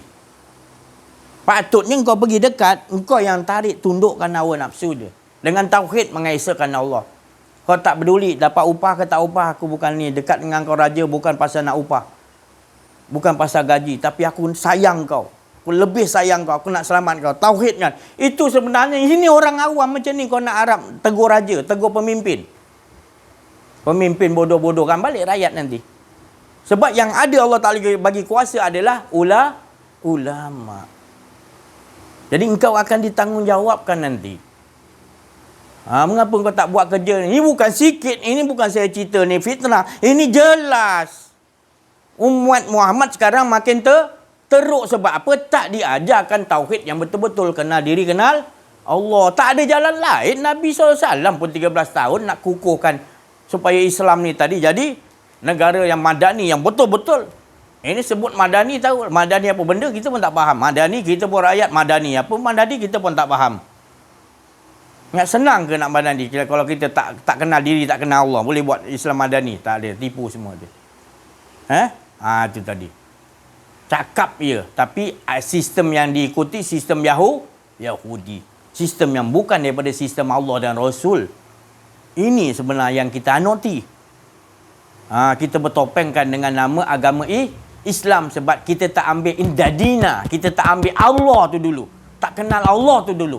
Terus kita ambil indadina. Indallah ini Islam. Kita Islam, kita rasa kita betul tak? Sebab apa? Bila nampak orang bukan Islam, kita kata, alah dia teruklah agama tak betul. Yang terima Allah je. Itu salah. Kita menyembah agama maknanya. Kalau kita ambil indadina, kita ambil Allah dulu, orang agama lain pun kita tak heran. Dia nak pakai Islam pun lantak dia. Kita tak heran. Itu lantak dia. Tapi kita tahu dia tak kenal Allah. Dia ambil Islam je. Siapa-siapa boleh, orang kafir boleh ambil Islam. Tukar IC dan ambil Islam. Masuk Persatuan Islam. Boleh masuk Islam, kan? Tapi hati dia boleh. Dia kenal Allah. Belum tentu lagi dia mukmin. Kalau mukmin tentu Islam, Islam belum tentu mukmin. Itu tadi beza dia. Islam belum tentu orang tu Islam dia kenal diri, kenal Allah. Belum tentu lagi. Tapi kalau orang tu kenal diri, kenal Allah, dia tentu Islam, tentu dia mukmin. Jadi kita nak gitu, Rasulullah kata. Mesti tauhid dulu nak dapatkan Allah. Nak kenal diri, kenal Allah dengan tauhid. Baru kita tahu peperangan yang tak putus-putus dalam diri kita. Selagi ada keakuan diri, kita harus pancung. Jangan ada rasa keakuan diri. Jangan rasa kita angkat, jangan rasa kita melihat, jangan rasa kita mendengar, jangan rasa kita solat. Semua tu semuanya di dalam hidup kita 24 jam Allah jazbahkan. Maknanya kita rasakan dia semua. Kita bergerak, kita berjalan, semua kita rasakan dia angkat. Roh kita ke mana-mana dia bawa, semua kita rasa dia semua. Tak ada lagi kita nak berdialog-dialog dah. Dia tak ada. Dia tak nampak tu lagi dah. Dia dah buta kepada sekalian alam. Pasal dia lah Allah Ta'ala perkenalkan diri Allah kepada dirinya. Maka dia buta lah semua sekalian alam ni. Dia nampak hanya Allah dahulu dia nampak. Nanti rosak lah dia nak. Bukan rosak, lagi cantik lah. Bila kau dah serahkan diri semua kepada Allah. Sebab 7 lapis langit, 7 lapis, semua seisinya yang kontrol Allah. Yang jadi bahayanya bila kau rasa kau boleh kontrol, itulah yang paling bahaya sekali. Ini nak dibagi tahu. Ini kita nak dekat dengan orang arif bila dengan orang mursyid-mursyid supaya kita faham yang sebenarnya hidup ni. Kalau tidak kan kita tak tahu. Kita makan, minum, dah kahwin, lepas tu ada anak, lepas tu anak nak kahwin, dapat cucu, lepas tu mati. Itu je kita tahu hidup kita. Apa ni? Disia-sia ke Allah ciptakan kita? Allah ciptakan kita ni special. Ada sirullah dalam diri kita. Sirullah tu tadi akan kita rasa nikmat dengan Allah SWT. Bukan rasa beban hidup kat dunia ni. Rasa bahagia bila kita dah kenal Allah. Kau buat macam mana pun hati aku dah bahagia dengan Allah dah. Tak dapat apa benda pun aku ingin ni, tak kisah sebab aku dah dapat Allah. Itulah sebenarnya hidup yang Allah Ta'ala bagi ni. Sentiasa kita rasakan dia tu dah bahagia. Tu tadi. Bukan kita dapat ni baru bahagia, tak. Kita dah sentiasa ada Allah. Itu dah sangat bahagia, tak dapat lain pun tak kisah. Ajar diri begitu. Tu skill yang Rasulullah SAW ajar. Maka itu pedulikan, pastikan dalaman kita betul tak ada tauhidkan kepada Allah. Biar kita dihina oleh keluarga, biar dihina oleh siapa pun, yang penting aku nak tauhidkan kau. Perang ni dulu. Memang saya cakap betul. Perjalanan hidup orang yang mentauhidkan Allah bukan saja cerita doang. Saya sendiri yang hidup ni mengalami sendiri. Bukan Rasulullah saja, bukan Nabi-Nabi. Semua para wali Allah, semua orang yang betul mentauhidkan Allah, belajar kena diri kena Allah, pasti dia akan semua ditinggalkan dulu. Semua akan meninggalkan dia. Betul-betul dia ada hanya Allah. Pasti akan berlaku begitu. Baru betul tauhidnya. Siapa-siapa pun. Jadi jangan takut. Jangan takut, yang pentingnya Allah tu tadi. Yang lain sekeliling, bukan kita nak redha sekeliling. Kita nak redha Allahumma inna nas'aluka ridha. Nikmatnya dengan Allah. Ini tak diajarkan sekarang ni.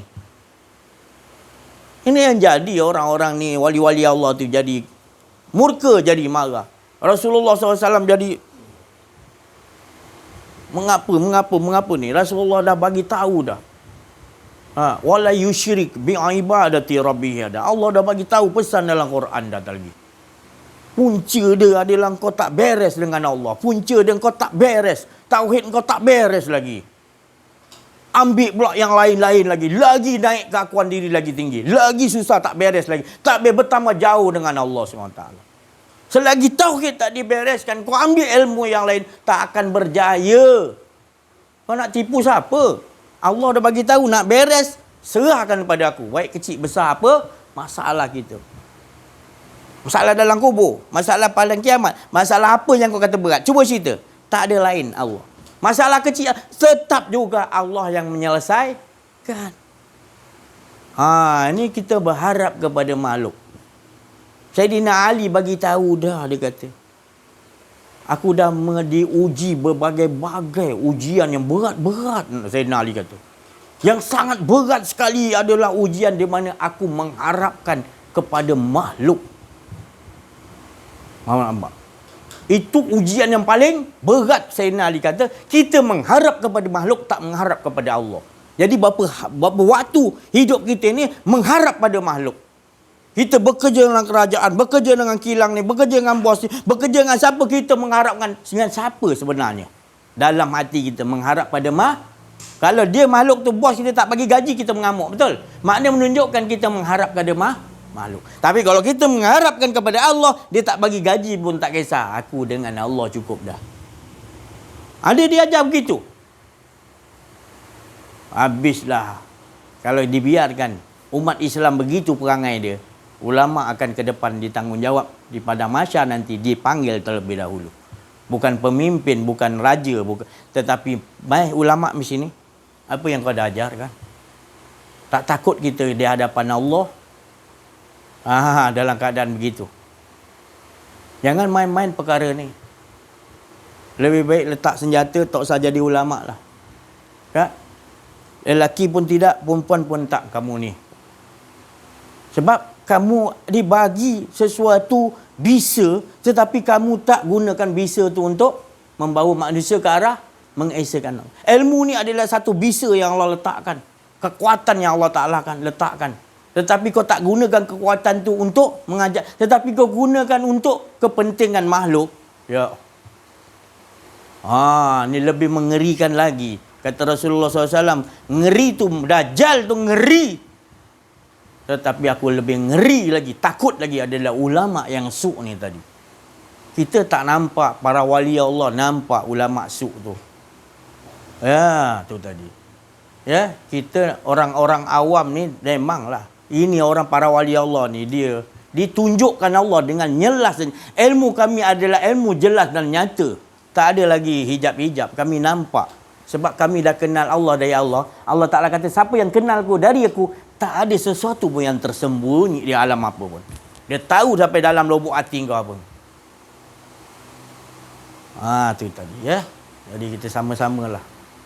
Saya menaikkan api-api ini semua supaya kita terus mengesakan Allah. Bukan aja untuk menentang sesiapa. Tetapi kita mengajakkan kasih sayang dengan cara ni. Sebab Nabi SAW bersabda, kurang lebih maksudnya gini. Saya mak baliklah. Aku diutus oleh Allah untuk memerangi manusia dengan kalimah la ilaha illallah. Mana? Memerangi manusia dengan kalimah la ilaha illallah. Apa maksudnya? Memerangi, nampak bunyi macam perang, tapi dengan kalimah la ilaha. Faham-faham sendirilah. Sebab manusia banyak tak faham kalimah la ilaha illallah. Maka itu Rasulullah kata, ini dulu. Jangan bunuh orang tu, bunuhkan kepahaman dalam dia tu tadi. Sebab tak tahu la ilaha illallah, dia kena bunuh tu tadi, kejahilan dia tu tadi. Patung kejahilan hawa nafsu tu harus dibunuh dengan kalimah peperangan lah. Aku diutus gitu, kata Rasulullah salah satu dia. Jadi kalau kita ada tauhid yang betul-betul faham, kita akan pegang ni. Tu pasal orang yang pegang ni sekarang ni, mak dia Allah, bapak dia Allah, dia beradik tak terima dia. Sebab memang gitu. Allah Ta'ala nak ajar supaya ini betul-betul aku je. Nanti semua nanti akan datang sujud, mana bukan sujud, baru tahu anak dia tu siapa. Ataupun kat pada masa anak dia akan selamatkan mak bapak keluarga yang tu tadi. Tak apa, biar dia orang benci. Tapi hati kita nanti, kita tetap akan cari selamatkan dia. Kalau kita tak buat gitu, nanti dengan kita-kita, siapa nak selamatkan semua? Tak apa, biar mereka benci kita, tak apa, kita tak ada dalam benci pun. Kita terus-menerus, biar dia orang nampak keras ke apa benda ke. Saya betul dalam kumpulan adik-beradik saya duduk, bukan saya nak kata baik, tidak. Tapi Allah perlihatkan. Bukan nak condemnkan adik-beradik keluarga saya, tapi kebanyakan keluarga sama macam keluarga saya lah. Dia orang tengok drama siri bersiri apa semua, seronok wah, menangis-nangis pun ada apa. Saya buat tak tahu je. Dia orang kata saya tak ada perasaan. Dia kata saya tak ada perasaan. Saya tengok juga, saya tak nampak dia. Dia orang yang ramai tengok menangis lah apa. Tengok. Apa ni Abang Haji ni? Orang menangis-nangis sedih, dia tengok juga tak ada rasa perasaan. Saya tak nampak ke situ, saya nampaklah lain. Tapi kita kena campur juga, kita iakan juga. Kalau nangis kita buat nangis, aku sedih jugalah. Kita terpaksa muslihat, bukan tipu, muslihat. Supaya kita nak tarik mereka kan. Tak terpaksa kan dan buat gitu. Tak tinggalkan dia orang pun. Tu tapi. Dah berapa tahun dah? Sejak kita berpuluh tahun ni, kita tetap juga bersama dengan dia orang. Kita tak ada condemn. Sebab kita bukan menyembah keluarga. Kita bukan menyembah orang beragama. Kalau dia bukan agama Islam, kalau saya rasa saya Islam, saya betul, saya menyembah agama Islam, syirik saya. Kalau sebenarnya beramal, saya ada amalan yang hebat, keluarga saya tak ada, saya kena pisah pada dia. Saya bukan menyembah Allah. Kalau menyembah betul-betul Allah, dari Allah, kita menyembah Tuhan bernama Allah, kita takkan bezakan. Semua ini adalah makhluk Allah. Kita satu kumpulan. Hebatnya orang mengesahkan Allah ni. Dia takkan pisah pun, tipulah. Engkau ya pisahkan dia. Dia tetap ajakkan mengesahkan Allah dengan cara yang kau tak tahu cara dia buat. Dia tetap rohama ubay, tetap kasih sayang tadi. Engkau keluar agama apa pun kau tak Islam sama dia pun, dia nampak kau tetap dia nampak ada sesuatu rahsia dalam diri kau. Kita ni sama saja. Dia tak anggap dia lebih pun. Engkau beramal tinggi, dia tak beramal. Engkau 20 tahun, 30 tahun tahajud, dia tak pernah lagi mulakan tahajud. Engkau pandang dia hina. Tak, kalau orang ahli Allah, dia tahajud 30 tahun pun dia tak pandang dia ahli 30 tahun. Dia nampak orang tak mula tahajud, tak apalah, dia tak banyak dosa, aku ni banyak. Sama je kita. Posisi tu Allah bagi aku ke sini, engkau macam ni, masing-masing bawa. Dia tak nampak ada orang baik, ada orang buruk. Dia nampak sama, dia ngajakkan, mengesahkan Allah. Itu orang ni betul kenal diri, kenal Allah. Dia nampak iblis, dia tak kata iblis ni salah. Tu serahlah. Sebab ngajakkan dia tadi, bila dia dah kenal diri, kenal Allah, dia tidak boleh menghina makhluk Allah. Bila dah kenal diri, kenal Allah, walau makhluk Allah tu mana teruk pun, dia tidak boleh menghina makhluk Allah. Dia cuma tugasnya mengajak makhluk Allah tu mengesahkan Allah. Rasulullah SAW, iblis datang. Tak dicocoknya biji mata iblis tu. Tak. Bertaubatlah iblis. Aku tak boleh, posisi aku begini, iblis kata. Tak. Gitu. Kita perlu begitu. Tegas kita, tegas perlu ada kena tempat dia. Tegas tu tadi. Tegas tu pada diri kita dulu tegas. Apa dia tegas? Kita tak perlu melayani tu. Kita selalu melayani Allah semua. Tegas. Tauhid tu tegas tau, tauhid ni. Tauhid ni bukan yang lembik-lembik, tegas. Perang yang betul-betul perang, tauhid lah. Kalau tak ajar cukup-cukup tadi, tak boleh. Kena ada pembimbing rohani. Kalau sekadar kita belajar dapat PhD tapi tak dapat kita amaliakan, tu tak jumpa guru yang betul. Itu hanya PhD aja dapat, minta maaf saya cakap. Dia kalau dah dapat tu 24 jam. Tauhid ni 24 jam. Bukan kejap, tak ada.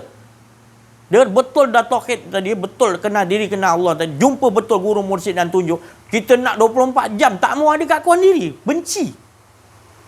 Faham tak? Maknanya Allah bagi kurniaan tu tadi, sampaikan kita tak maulah. Apa-apa dah, cukup dengan Allah je tadi. Kamu ingat batang tubuh kita, diri kita, tak mau dah. Nama kita kalau kita tak nak sebut dah kalau boleh. Nama dia je. Tu tadi. Sampai lupa nama dia. Ada wali Allah tu sampai lupa nama dia. Orang soal siapa nama kau? Entahlah, aku hamba Allah. Sampai lupa. Dia sebut nama Allah, asyik dengan Allah, sampai nama dia pun lupa. Entahlah, siapa nama mak aku bagi, dah lupa. Itu tadi. Itu maksudnya gitulah. Tu. Kita sama-samalah. InsyaAllah.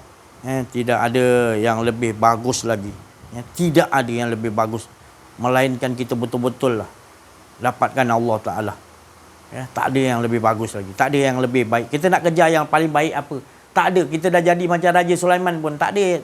Mesti ada yang lebih baik lagi daripada itu. Apa dia? Tak lain ni Nabi Sulaiman kata, engkau lah ya Allah. Jangan sampai dalam hati aku tak ada engkau ya Allah. Itu yang paling kaya. Tak ada manusia yang lebih kaya daripada manusia yang bernama Nabi Sulaiman. Tak ada lagi yang lebih kaya. Tetap dia kata pun, jangan sampai dalam hati aku tak ada engkau ya Allah. Cinta engkau ya Allah. Yang lain ni semua adalah hak engkau. Min fadli rabb. Ini semua kurniaan engkau, tak ada apa ya Allah. Kau nak ambil ya Allah.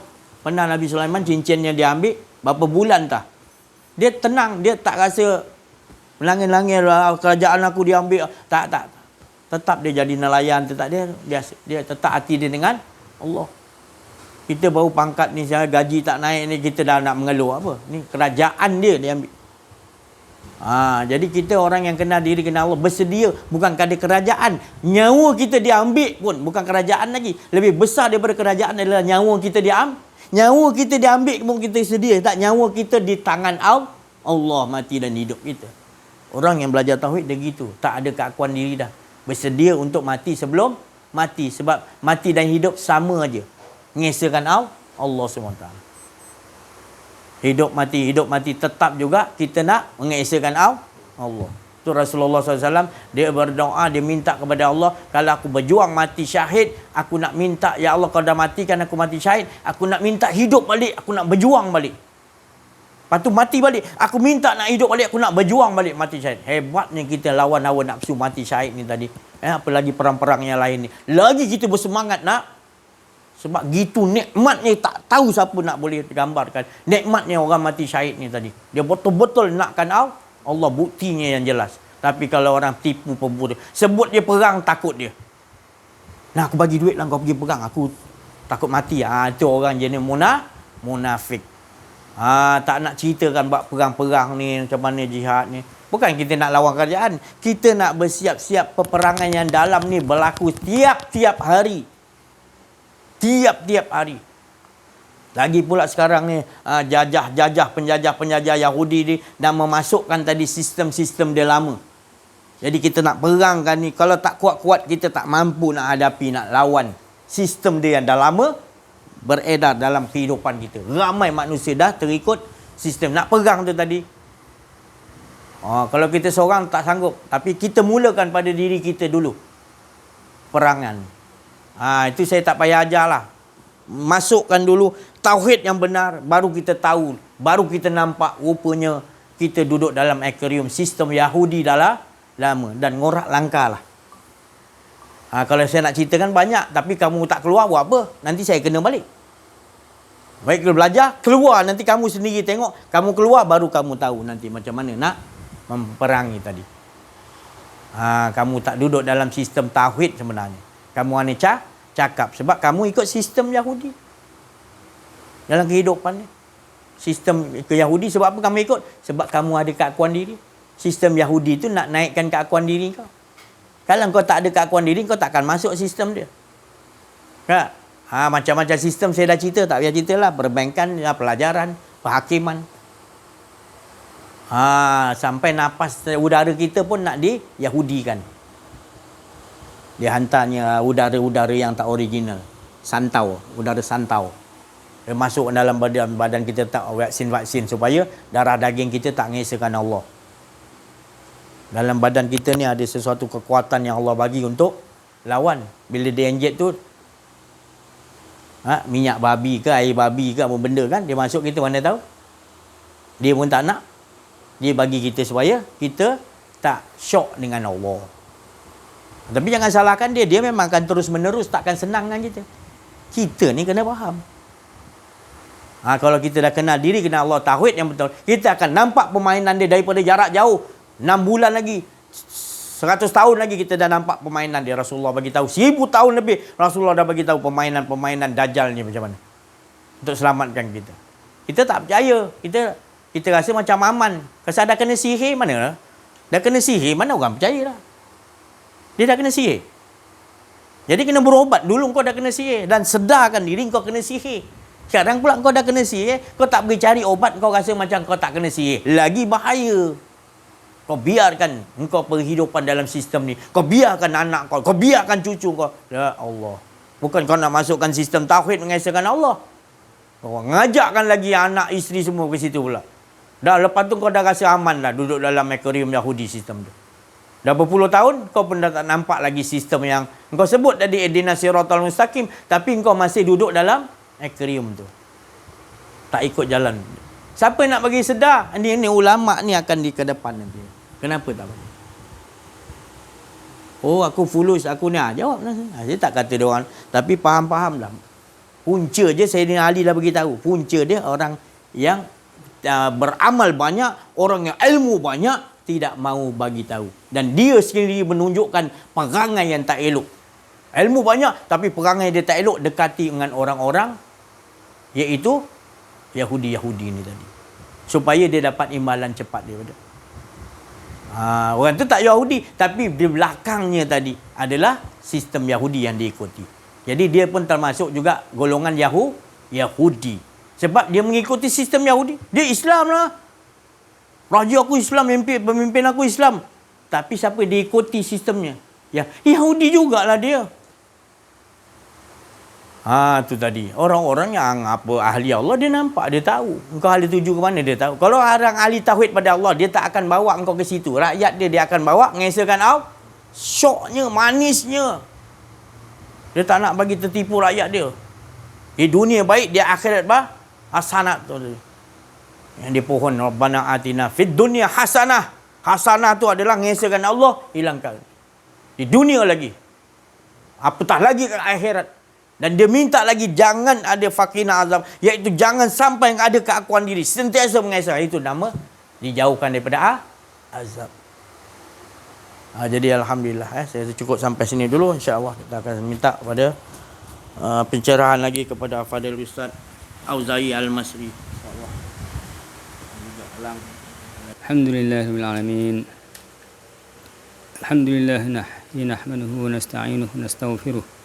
Wa na'udzu billahi min shururi anfusina wa min sayyiati a'malina. Man yahdihillahu fala mudilla lahu wa man yudlilhu fala hadiya lahu. Asyhadu an la ilaha illallah wahdahu la syarika lah wa asyhadu anna Muhammadan abduhu wa rasuluh sallallahu alaihi wa ala alihi wa sahbihi haqqa qadrihi wa miqdarihi azim.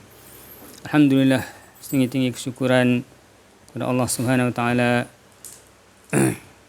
yang dengan limpah kurnia hidayah, taufik, inayah, rahmat, kasih sayang, keizinan dan kurniaan daripada Allah Subhanahu wa taala. Maka alhamdulillah Allah SWT telah mengatur dan menyusun dan meletakkan saya dan kita semua lah di dalam majlis Allah SWT, majlis mengesahkan Allah SWT, majlis meninggikan kalimah la ilaha illallah, terutamanya di dalam qalbun kita, di dalam hati kita. Majlis mentauhidkan Allah SWT, kita kenal diri dan kenal Allah SWT. Itulah yang utama yang Ustaz tekankan tadi, supaya kita hati kita bergetar. Innamal mu'minuna idza dzukirallahu wajilat qulubuhum tu. Wajilat qulubuhum tu, masya-Allah. Itu luas, begitu besar, begitu jauh sekali tafsirannya. Kita nak usahakan supaya kita nak makamkan, kita nak amaliyahkan. Apabila kita dahulukan Allah Subhanahu wa taala, fikiran kita fikirkan kebesaran Allah SWT terlebih dahulu, kita nampakkan Allah SWT terlebih dahulu, dan kita ingatkan Allah SWT terlebih dahulu daripada segala-galanya. Jadi Allah SWT ciptakan kita pun, وَمَا خَلَقْتُ الْجِنَّ وَالْإِنسَ إِلَّا لِيَعْبُدُونَ. Ya'budun ialah kita nak mengesahkan Allah SWT. Kita nak mentauhidkan Allah SWT dengan sebenar-benar tauhid, dengan haqqul yaqin, dengan keyakinan yang benar, yang hak, keyakinan yang kita sanggup segala-galanya, kita sanggup gadaikan segala-galanya kerana mentauhidkan Allah SWT di sisi Allah Subhanahu wa taala. Jadi itulah kita nak ajak dari kita dan juga kaum keluarga kita dan sekalian manusia, sehinggalah pada hari kiamat, supaya kita memerangi nafsu yang ada dalam diri kita, itulah keakuan diri. Apa yang kita buat, segala amal ibadat, segala ilmu dan segala kepandaian, segala kerjaan kita, supaya semuanya kita leburkan, kita hilangkan, kita nafikan, tapi kita isbatkan itu semuanya daripada Allah Subhanahu wa taala. Itulah kita nak usahakan, kita nak ajakkan, nak mohon supaya Allah Taala curahkan, campakkan dalam hati kita tu ada rasa yang macam tu, supaya 24 jam kita tak terlalai, kita tak rasa diri kita yang buat, tapi Allah SWT yang buat, Allah SWT yang memiliki segala-galanya.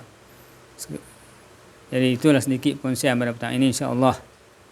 Saya tangguhkanlah dengan wabillahi taufiq wal hidayah. Wassalamualaikum warahmatullahi wabarakatuh. Wala haula wala quwwata illa billahil aliyyil azim. Alhamdulillahi rabbil alamin. Wassalatu wassalamu ala rasulil amin wa ala alihi wa ashabihi ajma'in. Subhanaka la ilma lana illa ma 'allamtana innaka antal alimul hakim. Rabbi shrah li sadri wa yassir li amri wahlul 'uqdatam min lisani yafqahu qawli. Inna fatahna laka fathan mubina, inna fatahna laka fathan mubina, inna fatahna laka fathan mubina. A'udzu billahi samil alim minasyaitonir rajim. Bismillahirrahmanirrahim. La yadurru ma'a ismihi syai'un fil ardi wa fis samai wa huwa qad ja'akum rasulun minkum azizun 'alayhi ma 'anittum harisun 'alaykum bil mu'minina ra'ufur rahim. Fa in tawallaw faqul hasbiyallahu la ilaha illa huwa 'alayhi tawakkaltu wa huwa rabbul 'arsyil 'azim. Ya Hayyu Ya Qayyum birahmatika astaghits. Alhamdulillah. Tuan-tuan dan mati Allah sekalian. Alhamdulillah, alhamdulillah, alhamdulillah. Terima kasih ya Allah. Tuan-tuan yang dimuliakan Allah, kalau kita meneliti surah Fatihah, tiap-tiap hari kita baca tapi kita tak meneliti dia. Jadi Allah Ta'ala suruh kita baca surah Fatihah. Selalu baca Fatihah, baca Fatihah, baca Fatihah. Kalau tak baca Fatihah 17 kali sehari, tidak dikira sebagai orang Islam. Maknanya ada rakaat yang tak cukup. Tak dikira sebagai, tak sempurna Islam dia. Kira tidak menjaga tiang agama. Jadi paling sikit, alal aqal, kena baca surah Fatihah 17 kali sehari. Dalam surah Fatihah disebut ihdinas siratal mustaqim. Dia ulang balik, siratal ladzina an'amta alaihim. Jadi di situ dia suruh kita tengok belakang. Dia suruh kita tengok belakang. Jadi siratal mustaqim tu ada dua, satu depan, satu belakang. Siratal mustaqim tu maknanya di dunia sampai ke akhirat, sampai siratal mustaqim yang sampai ke akhirat nanti. Sampai ke akhirat nanti siratal mustaqim. Siratal ladzina an'amta alaihim tu ihdinas siratal mustaqim siratal ladzina an'amta alaihim ghairil maghdubi alaihim waladdallin. Maknanya Allah Ta'ala suruh kita pandang belakang, iaitu golongan-golongan orang-orang yang telah aku bagi nikmat sebelum kamu. An'amta alaihim. Jadi golongan-golongan yang telah diberi nikmat sebelum kita ini, iaitu daripada kalangan-kalangan orang Islam cemerlang. Kita kena baca balik sejarah diorang. Dan kita kena teliti balik keakuan diri dan aplikasinya dalam dinasti Islam yang gemilang zaman emas-emas yang lalu, zaman yang lalu.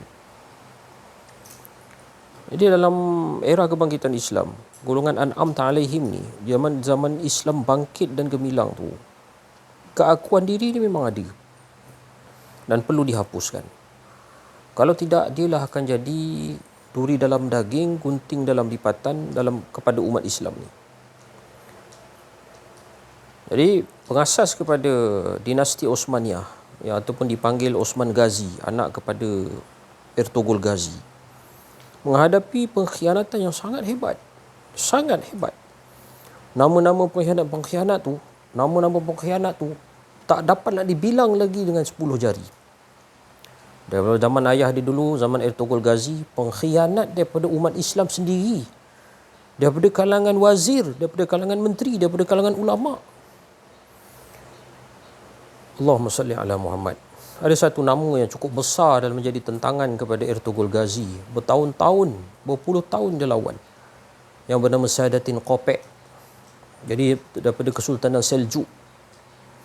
Rupa-rupanya di akhir cerita dia, Ertugrul Ghazi pancung kepala Sadatin menteri ni. Sebab dia ternyata dah dapat dibuktikan oleh bapa kepada Osman, iaitu Ertugrul Ghazi, kerana dia ni ada hati menyusun komplot. Dah dibuktikan, nyata bukti dia, dapat pas untuk pancung kepala Sadatin Qopek ni.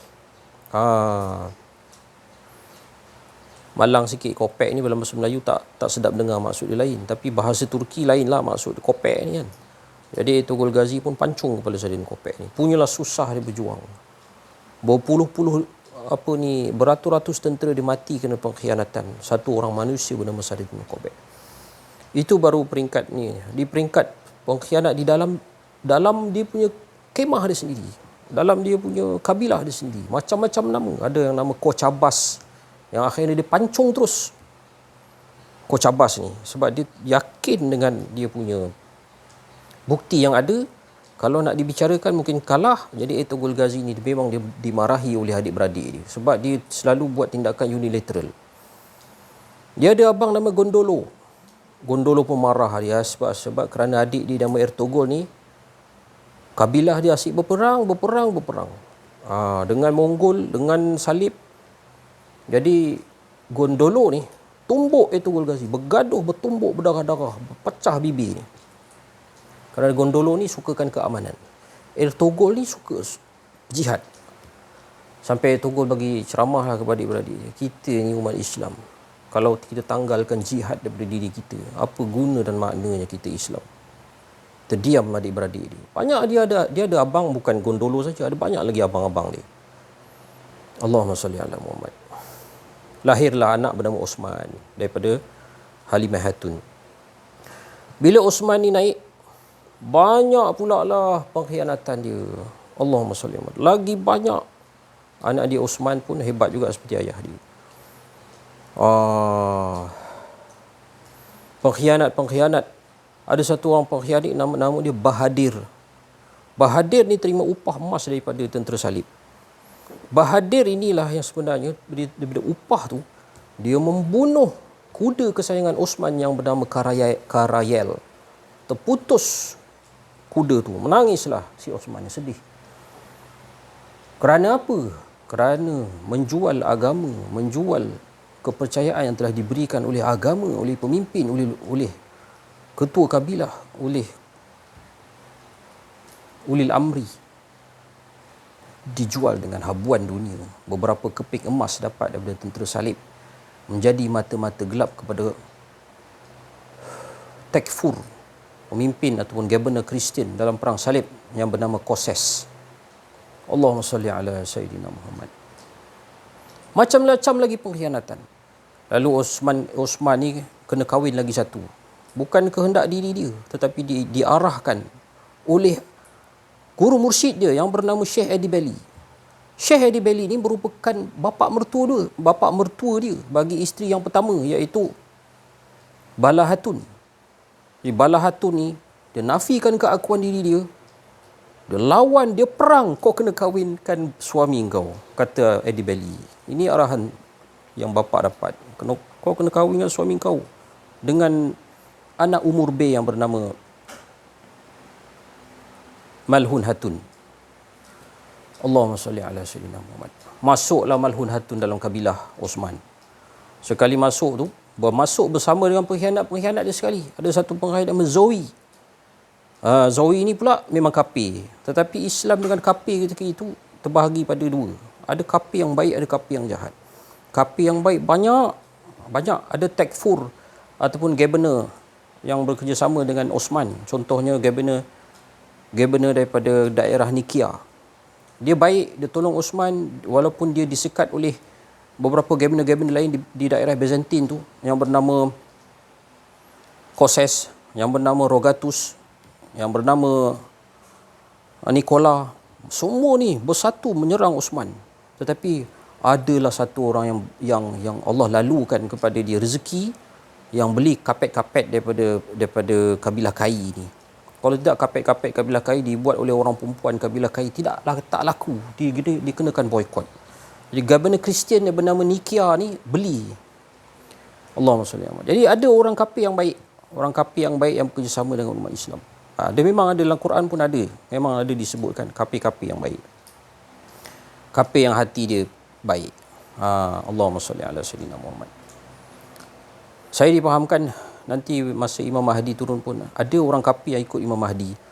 Malang sekali, 1000 kali malang. Ada orang Islam yang mengikut Dajjal. Bahkan ada beribu, puluh ribu, berapa ribu dah, saya pun tak ingat, 30,000 ke apa, ulama yang ikut Dajjal. Jadi semua itu kerana penyakit keakuan diri. Dan senarai-senarai pengkhianatan itu semuanya kerana keakuan diri. Sebab itulah keakuan diri ini perlu diperangi habis-habisan. Satu prioriti yang paling tinggi, keakuan diri ini perlu sangat-sangat mustahak untuk dilawan sehabis-habisannya. Kerana itulah para sahabat apabila pulang daripada perang yang sangat hebat, iaitu perang Badar. Sehingga soalan ditanyakan di dalam perang Badar saja, tak tanya dalam perang lain walaupun lebih hebat daripada perang Badar kononnya, seperti perang Tabuk, seperti perang Khaybar, seperti perang yang mengalahkan Rom.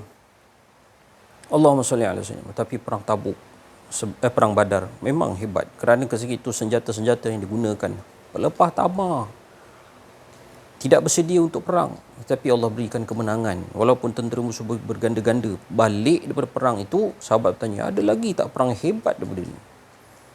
Rasulullah cakap ada. Bukan merujuk kepada perang Khandaq yang akan berlaku Bukan merujuk kepada perang Khaybar yang akan berlaku, bukan merujuk kepada perang Yarmuk yang akan berlaku. Tak. Rasulullah kata perang dalam diri, membunuh keakuan diri, membunuh amarah, membunuh nafsu, membunuh Allahumma salli ala Muhammad, sifat amarah. Kerana keakuan diri itulah yang akan menyebabkan Islam kalah. Dan runtuhnya kota Melaka pun kerana keakuan diri. Kerana keakuan diri. Yang saya belajar daripada pakar sejarah Profesor Dr. Hafizi. Dia kata sejurus sebelum berlaku itu, ada satu orang menteri Melaka yang sangat hebat, yang sangat cerdik. Nama dia saya lupa pula nama dia. Nama-nama ni saya mungkin tertukar tapi minta maaf ya. Nama dia tak pasti, apa ni, Tengku Mahmud ke ataupun Tun Mutahir ke apa. Ada satu peristiwa, dia ada seorang anak. Anak dia ni cantik, dia kahwinkan dengan Tun Mutahir tak silap saya. Tun Fatimah dikahwinkan. Kemudian ada satu orang mamak bendahara ni, nama apa dah. Jadi dia ni mengapi-apikan sultan, kata ini anak penderhaka ni nak ambil alih Kesultanan Melaka ni. Tengok kahwinkan anak pun tak bagi tahu dekat tuanku raja. Sekali raja tengok Tun Fatimah berkenan hukum bunuh menteri-menteri ni dan nak kahwin dengan Tun Fatimah tak nak, Tun Fatimah pun kena bunuh. Ada anak kecil nama apa tak, Tun Perak ke apa nama tak. Akhirnya dia selamat.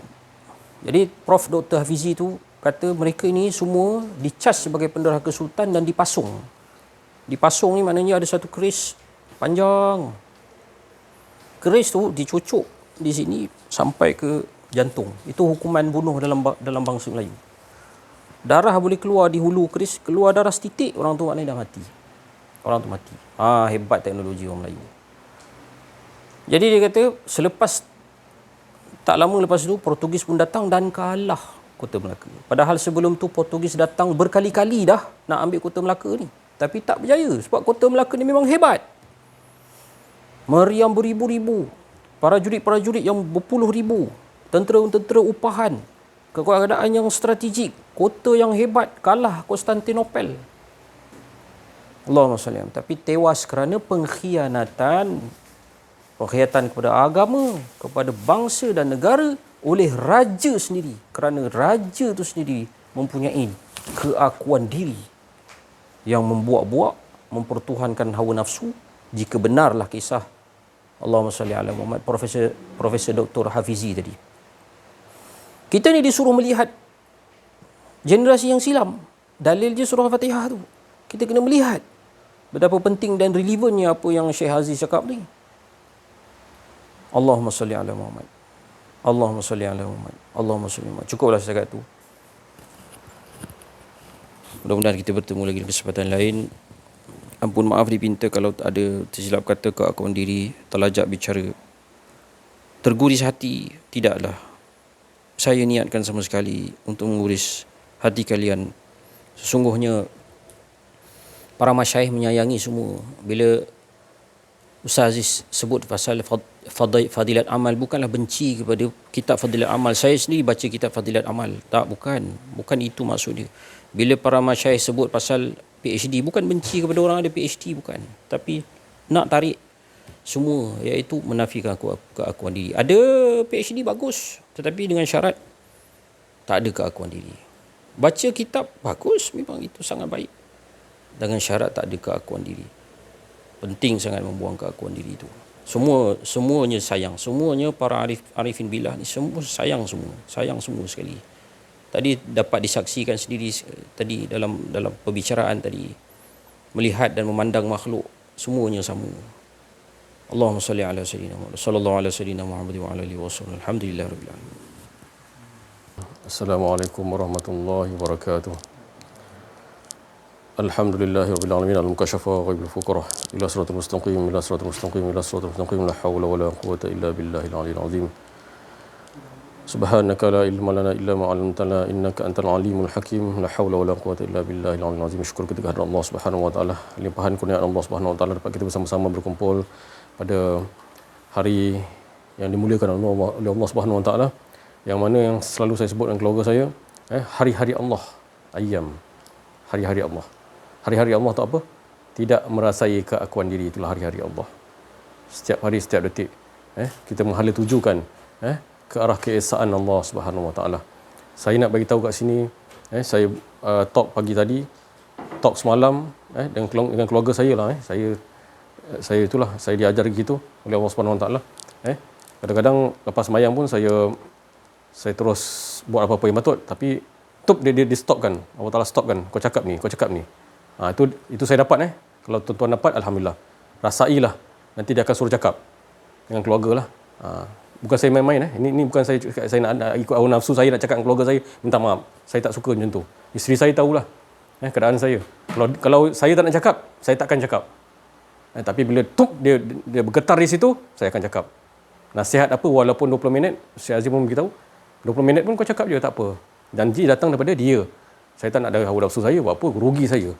Kan? Saya cakap keluarga saya, mungkin pendengar YouTube, boleh sama-sama kita berkongsi pada petang ni, penghayatan. Sebelum ni ada Syekh Azim beritahu, penghayatan. Apa maksud penghayatan? Olahan yang Allah Ta'ala bagi ke saya, penghayatan setiap detik, setiap kita berjalan, setiap kita pegang gelas, penghayatan. Adakah kita dengan Allah? Itu je nak cakap. Penghayatan. Ke depan mata kita, ke penghayatan. Kita ada tak dengan Allah? Saya cakap ni, bukan saya cakap saya lulus. Apa yang saya cakap, Allah Ta'ala didik saya. Bersama dengan keluarga saya, sama mendidik dengan keluarga saya sekali-sekali. Kalau saya tersilap, tu zalamna, Allah Ta'ala beritahu. Di situ. Sebab penghayatan apa tu? Hayati bahawa apa yang kita cakap, apa yang perbuatan kita ke depan ni, apa yang kita melihat ke depan ni, melihat orang pun boleh berdoa. Melihat cahaya Allah pun. Jadi siapa yang nak berdoa menggunakan penglihatan Allah, lihatlah. Tapi jangan menggunakan penglihatan dengan penglihatan hawa nafsu, jangan. Itu akan nampak. Oh, tak ada nampak. Dia lihat dia doakan orang dah. Lihat, itu baru penglihatan. Belum mutakalimun ni. Tu cakap besarnya yang dikatakan kebesaran Allah Subhanahu Wa Taala. Allah Taala tunjuk. Saya minta, ya Allah. Saya minta macam Nabi Ibrahim minta. Nabi Ibrahim cakap, ya Allah, tunjukkan kebesaran Kau, ya Allah, yang burung tu kan. Jadi kita boleh minta di situ. Saya mintakan kebesaran Kau, ya Allah, macam mana aku cara-cara dia Kau nak didik aku macam mana, ya Allah. Dia dudukkan di situ. Allah Taala dudukkan saya di situ, macam mana keadaan dia. Saya nampak di situ. Rupanya ya Allah, kebesaran Kau, ya Allah. Itu dimakbulkan oleh Allah SWT. Sebab apa? Kebesaran Allah tu cara dia begitu. Mengesakan Allah. Tak ada keakuan diri. Tidak merasa ada keakuan diri. Untungnya. Tadi bila disebut yang qalbun, masjid dalam ni, qalbun kan. Apa getaran kita sebenarnya? Apa maksud getaran? Yang pembimbing rohani kita beritahu. Apa maksud getaran? Getaran tu apa? Merasai dia je. Dia je. Tak ada rasa kita. Bukan dia tak ingat dunia ke? Tak. Dia getaran tu apa maksudnya? Getaran tu merasai dia yang asyik pada diri dia sendiri. Tu dia. Getaran dia yang buat dia dilihat, dia dengar semua yang pendengaran melalui pendengaran dia. La hayyun la alimun la qadirun la muridun la samiun la mutakalimun la lahul maujud illallah. Betul-betul. Saya bukan cakap je, saya cakap. Saya rasai. Saya cakap. Kalau saya cakap ni bukan melalui saya punya hawa nafsu, bukan. Ini saya diperjalankan oleh Allah SWT. Mana yang saya cakap tu dibawa oleh Allah SWT. Saya nak cakap ni di sini di sini. Saya kongsikan kat sini. Apa yang saya cakap, saya dibawa oleh Allah Taala. Di situ macam mana kesedapan dia. Saya nak cakap pun susah. Tu. Itu tak apa, kita rasailah. Nikmat ni. Kita nak cakap nikmat ni. Saya bukan main-main cakap dia ni. Nikmat. Saya rasai macam mana pengalaman nak katakan pengalaman rohani. Takkan saya nak cerita saya punya ujian kot. Kan tak perlu. Kan saya diuji gitu dan gini, tak apa. Ujian tu hadiah. Kan hadiah. Sebelum ni kita rasa uji susah, nanti aku kena uji. Tak. Ujian tu hadiah. Sakit dan sebagainya. Apa yang Allah Taala letakkan kita, apa yang Allah Taala bagi kita yang kata tu nikmat di sisi Allah Taala tu. Yang tak ada nikmat selain mengingati dia tu. Mengingati dia tu apa? Dia ingat pada diri dia sendiri. Anzikrillah.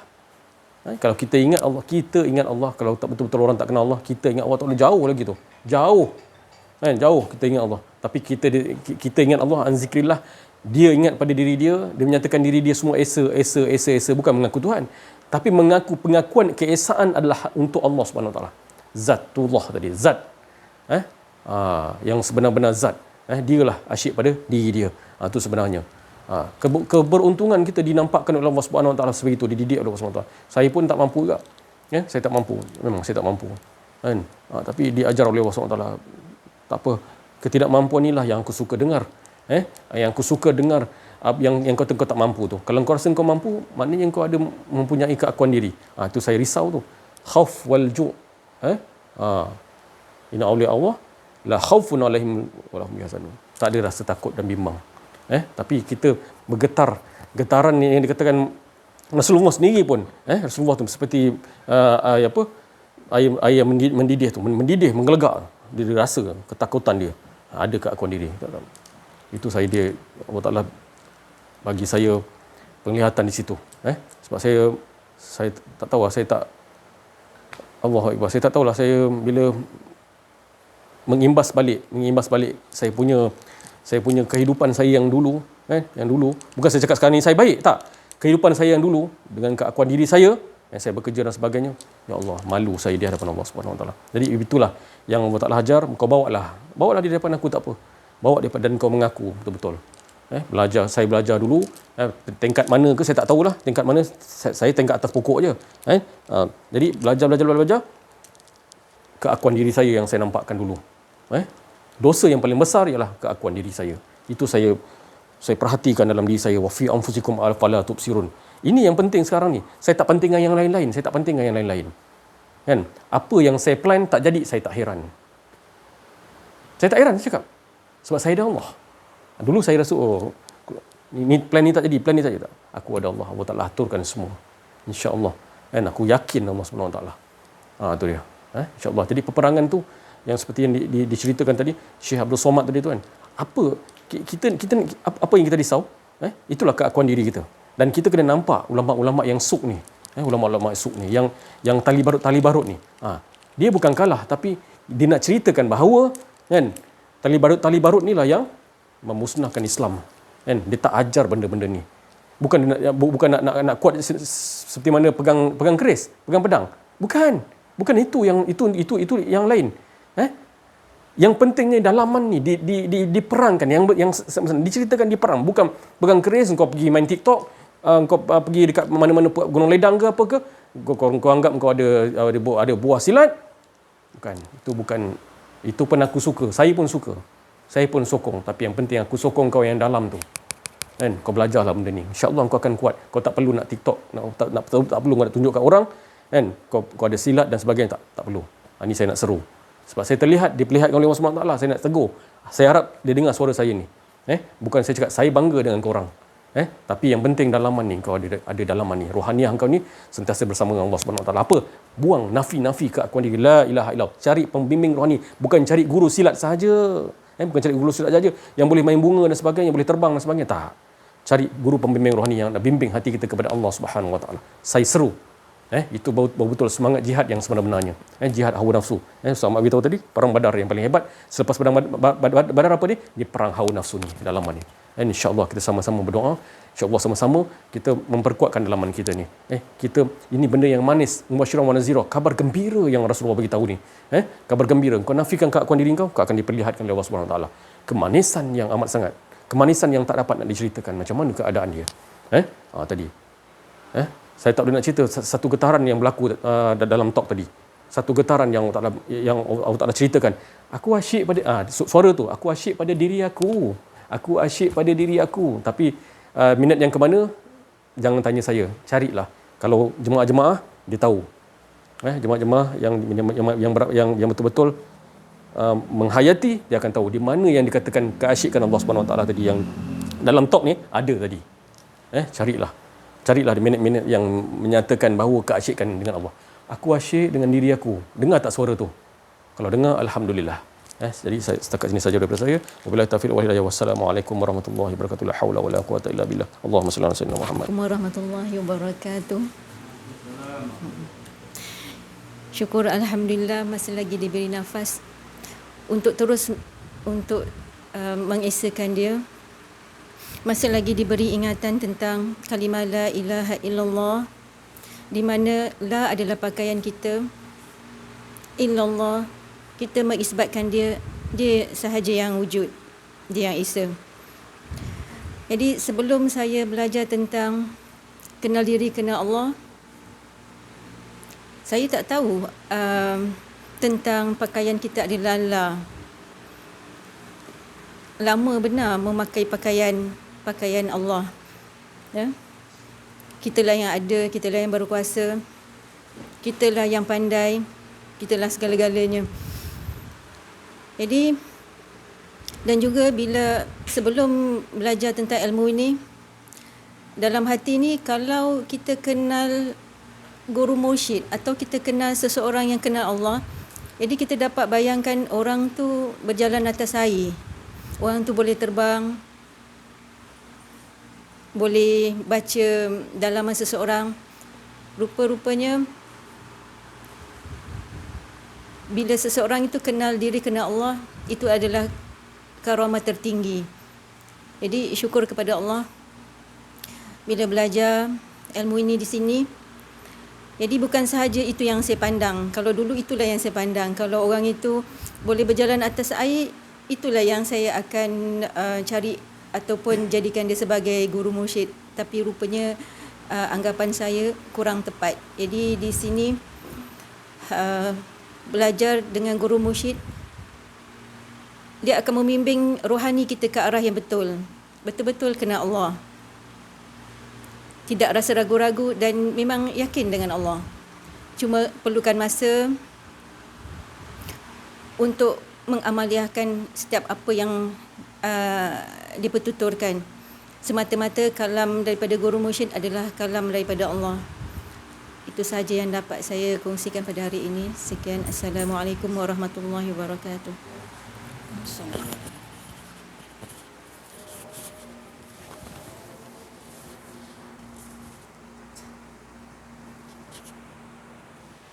Assalamualaikum warahmatullahi wabarakatuh. Bismillahirrahmanirrahim. Rabbi shrah li sadri wa yassir li amri wahlul 'uqdatam min lisani yafqahu qawli. Subhanaka la ilma lana illa ma 'allamtana innaka antal alimul hakim. Alhamdulillah. Syukur kehadrat ilahi kerana dengan limpah dan keizanannya sekali lagi dapat kami berkumpul pada hari ini untuk mendengar kuliah daripada Syekh Aziz. Sedikit perkongsian daripada saya. Kejadiannya pada Syawal hari itu, 2 Syawal, saya dipertemukan dengan sahabat, dan sahabat yang sudah lama tidak bertemu. Dalam masa yang sama, saudara saya datang, kami satu sekolah. Lepas tu dia kata, mujur dia datang masa ni, dia kata, boleh juga jumpa. Lepas tu saya pun balas balik, bukan mujur, ni aturan Allah dah, kita jumpa masa ni. Yalah, memang aturan Allah, dia kata, tapi kalau tak datang ni tak jumpa juga. Jadi di situ kadang-kadang kita rasa macam percakapan tu biasa je, tak memberi makna. Tapi bila kita belajar ilmu ni, macam seperti yang diperkatakan oleh Puan Sadiah tadi, baru kita tahu yang kita dah lama ambil kerja Allah ni. Maknanya kalau kita belajar ilmu ni, kita nak cakap mujur ke, kalau ke, dah takut nak guna perkataan tu. Sebab semuanya apa yang berlaku dalam kehidupan kita seharian ni semuanya aturan Allah. Dalam seperti yang diperkatakan oleh Syekh sebelum ni, 4,000 tahun dahulu lagi. Jadi maknanya semua kalau kita amaliahkan dalam kehidupan seharian kita, apa yang berlaku baik buruk ke, cerita dia semua. Jadi kita berada dalam kehidupan yang kita redha berlaku, kita hadapinya dengan tenang. Jadi hidup ni tak kelam kabut. Maknanya semuanya kita mesti, kalau contoh ada ujian untuk kita yang macam kita rasa macam susah, tapi bila kita kembali kepada Allah, mungkin Allah nak uji kita setakat mana keimanan kita. Sebab sebelum ni kita dah diuji, kita dah diberi kenikmatan pada pandangan kita. Jadi satu lagi perkongsian saya yang tular sebelum ni, yang ditonton berkenaan dengan kisah seorang wanita yang diuji dengan dia di aksiden kemalangan jalan raya, dan dia 5 bulan di hospital. Tempurung kepalanya pecah, dan di mata hilang, penglihatan mata buta lah, kata lain. Lepas tu dia rasa semua dah tak ada. dia rasa dia bau semua tak ada, dia kata dan saya suka dengar perkongsian dia. Dia kata Allah nak bergurau dengan dia. Dia kata Allah nak bergurau dengan dia. Terus sebelum ni aku dah bagi kau nikmat, kau semua ada, kau semua kau dapat, kau berjaya apa semua, kau terkenal. Jadi Allah uji sedikit.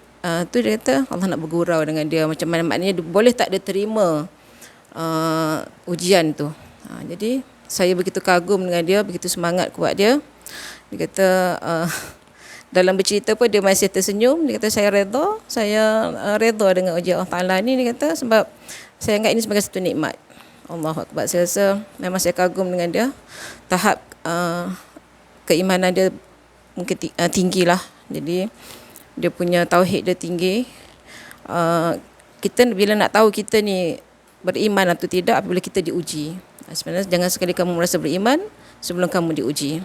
Jadi semoga satu lagi perkongsian, saya telah berkongsi beberapa ceramah Ustaz kepada kawan-kawan lama saya. Alhamdulillah penerimaan yang sangat baik, dan komen daripada mereka, dia kata begitu jelas dan terang penjelasan daripada Ustaz ni. Dia kata dia mudah faham.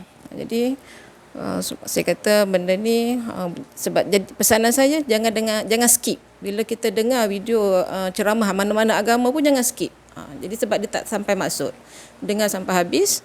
Jadi insya-Allah Allah bagi faham kat kita. Semoga kita terus istiqamah dalam mempelajari ilmu ini, dan kita terpilih oleh Allah untuk sentiasa mengesakannya dalam apa jua keadaan. Okey, itu saja daripada saya. Wabillahi taufiq wa hidayah. Assalamualaikum warahmatullahi wabarakatuh. Syukur kita kepada Allah Subhanahu Wa Taala. Apa yang diucapkan oleh teman-teman saudara kita, sahabat kita dunia akhirat. Kita ada salah kelompok ataupun kumpulan yang Allah masukkan dalam kumpulan fad'uli fi ibadi. Alhamdulillah, jelas dan nyata tanpa was-was ataupun syak atau ragu-ragu lagi bahawa kita telah dipilih oleh Allah untuk termasuk dalam golongan yang Allah Subhanahu Wa Taala bagi tahu, golongan orang yang tenang, sentiasa nakkan Allah, mengesakan Allah, mengajak siapa-siapa pun sekalian alam ni mengesakan Allah. Itu kebahagiaan bagi kita. Maka itu dinamakan ya ayatuhan nafsul mutmainnah, jiwa yang tenang. Dalam keadaan tenang, kita diberi lagi nikmat yang besar daripada Allah, dari sisi Allah, iaitu tergolong daripada golongan orang-orang yang benar-benar beribadah padaku. Ini Allah yang itirafkan. Tak ada siapa boleh itirafkan melainkan Allah. Nyata dan jelas apa yang diberi oleh Allah kurniaan untuk kita ucapkan, tetap juga ucapan kita mengesakan Allah, bukan merasakan kita ni hebat, tak. Tetap juga merasakan semua ni adalah dia belaka. Esa dia tunggal, tak ada dua pun. Alhamdulillah. Apa yang diucapkan oleh saudara mara kita tadi, semuanya betul-betul demi kasih sayang, tauhid. Tauhid ni kasih sayang dia sangat tinggi. Kalau dia dapat tauhid, dia nak kita juga tauhid, maknanya dia nakkan kita ni bahagia yang benar-benar. Tak ada lain yang diharapkan kepada kita semua. Alhamdulillah. Apapun yang diucapkan, kita bersyukurlah kepada Allah. Kita memiliki teman-teman yang benar-benar nakkan kita ni mendapat selamat hasanah di dunia dan di akhirat. Dan kita ni semua teman-teman kita tak mau kita ni merasa ada keakuan diri. Dia nak nasihat kita benar-benar buang keakuan diri, sama-sama kita mengesakan Allah seperti mana Allah Subhanahu Wa Taala mengesakan Allah. Hingga kan kita nampak dalam kehidupan kita orang yang tak bermoral, orang yang tak ada akhlak, orang yang perangai dia buruk. Siapa-siapa pun yang kita nampak, tetap kita akan bersama mereka. Tetapi kita bersama mereka bukan kita mempelekehkan mereka. Ataupun kita tidak meninggalkan mereka. Sekiranya kita meninggalkan mereka, maknanya kita menyembah kepada moral. Kita rasa moral kita baik, moral dia tak baik. Jadi kita menyembah pada moral, bukan menyembah kepada Allah. Kita tak bertuhankan kepada Allah. Jadi itulah, bagi orang benar bertauhid, dia tetap seperti Rasulullah SAW. Orang bermabuk, orang buat maksiat, pelacur, semua Rasulullah pergi. Semua Rasulullah ajakkan, tegas untuk benar-benar kenal diri, kenal Allah, mengesahkan Allah, tauhid kepada Allah Subhanahu Wa Taala. Itu pasal Rasulullah SAW paling dia takut. Maknanya Rasulullah takut tu tadi, bukan Rasulullah tu tadi dia tu ngeri, tak. Takutnya sebab dia tu bagi rosak umat dia. Kita pun disuruh takut lah supaya jauhkan. Apa tu? Bukan Dajjal. Dajjal lebih ni aku takut. Iaitu ulama-ulama su'. Yang mana dia pergi kepada raja-raja, pergi pada pemimpin-pemimpin, orang-orang kaya bangsawan, orang yang ada gelaran-gelaran atasan keakuan diri, dia pergi untuk dia mengambil sesuatu daripada orang itu. Dan dia lupa ajakan yang paling bahagia, yang paling untung adalah mentauhidkan Allah. Tapi dia tahu kalau dia ajarkan tauhid pada Allah, periuk nasi dia tak ada, dia kata. Dia ibarat rezeki diharap kepada makhluk. Wa na'udzubillah. Itu pasal Rasulullah takut sekali. Supaya kita takut, jangan kita hampiri ulama yang menjatuh. Jangan dengar dia punya cakap. Sebab apa? Cakap dia pembohong. Tak ada kesan daripada rohani dia tadi. Dia bercakap tu kerana ada sesuatu kepentingan hawa nafsu keakuan dirinya. Banyak, Nabi kata, bukan sedikit. Pada akhir zaman ni banyak. Itu dah menjadikan umat Islam ni macam buih di lautan, kata Nabi. Lemah-lemah. Sebab apa? Tak kenal diri, tak kenal Allah. Tak tahu apa istilah sebenar tauhid tu. Nikmat yang tauhidkan Allah tu tak diketahui. Dia nampak nikmat yang kecil-kecil, yang halus-halus yang lain. Yang akan membawa kepada kebinasaan ataupun kemalangan yang berat. Ini yang perlu kita fahami sekarang. Alhamdulillah kita mengorak langkah lah. Maknanya peperangan ini dah makin lama makin jelas bagi kita. Bila dah makin jelas, Alhamdulillah kita akan mohon pada Allah, duduk bersama orang-orang yang sentiasa berperang melawan hawa nafsu. Kita duduk dengan orang-orang begitu. Supaya kita sama-sama diberi kekuatan oleh Allah Subhanahu. Jangan kita duduk orang yang tak tahu erti peperangan ni. Banyak. Di kalangan ulama-ulama kita tak ada banyak ni ulama su' ni. Tak ada dia cerita nak bakar semangat jihad lawan hawa nafsu, jihad. Apatah lagi jihad-jihad yang lain. Dia kata nanti. Kita aman, dia kata. Ya Allah. Na'udzubillah. Jadi buta kita umat ni. Tak tahu apa jalan ni sebenarnya. Jadi Alhamdulillah. Bersyukurlah kita kepada Allah Subhanahu Wa Taala. Pada akhir zaman, penghujung zaman ni, kita masih lagi diberi pengetahuan di sisi Allah. Hingga kita jelas dan nampak dengan nyata yang wujud hanya Allah Subhanahu Wa Taala. Dan terus kita nak buangkan keakuan diri kita. Sebab di situ kebahagiaan, di situ ketenangan, di situ keamanan. Bila kita serahkan semua kepada Allah, kita akan nampak perjalanan kita akan menjadi perjalanan yang sangat tenang dan sangat bahagia. Tidak ada kerisauan, insya-Allah. Terima kasih atas perhatian semua. Mohon maaf atas kekurangan kesilapan dalam menyampaikan ada rasa keakuan diri. Wa'afu minkum. Wabillahi taufiq wal hidayah. Assalamualaikum warahmatullahi wabarakatuh. Takbir. Sallu ala nabi. Sallallahu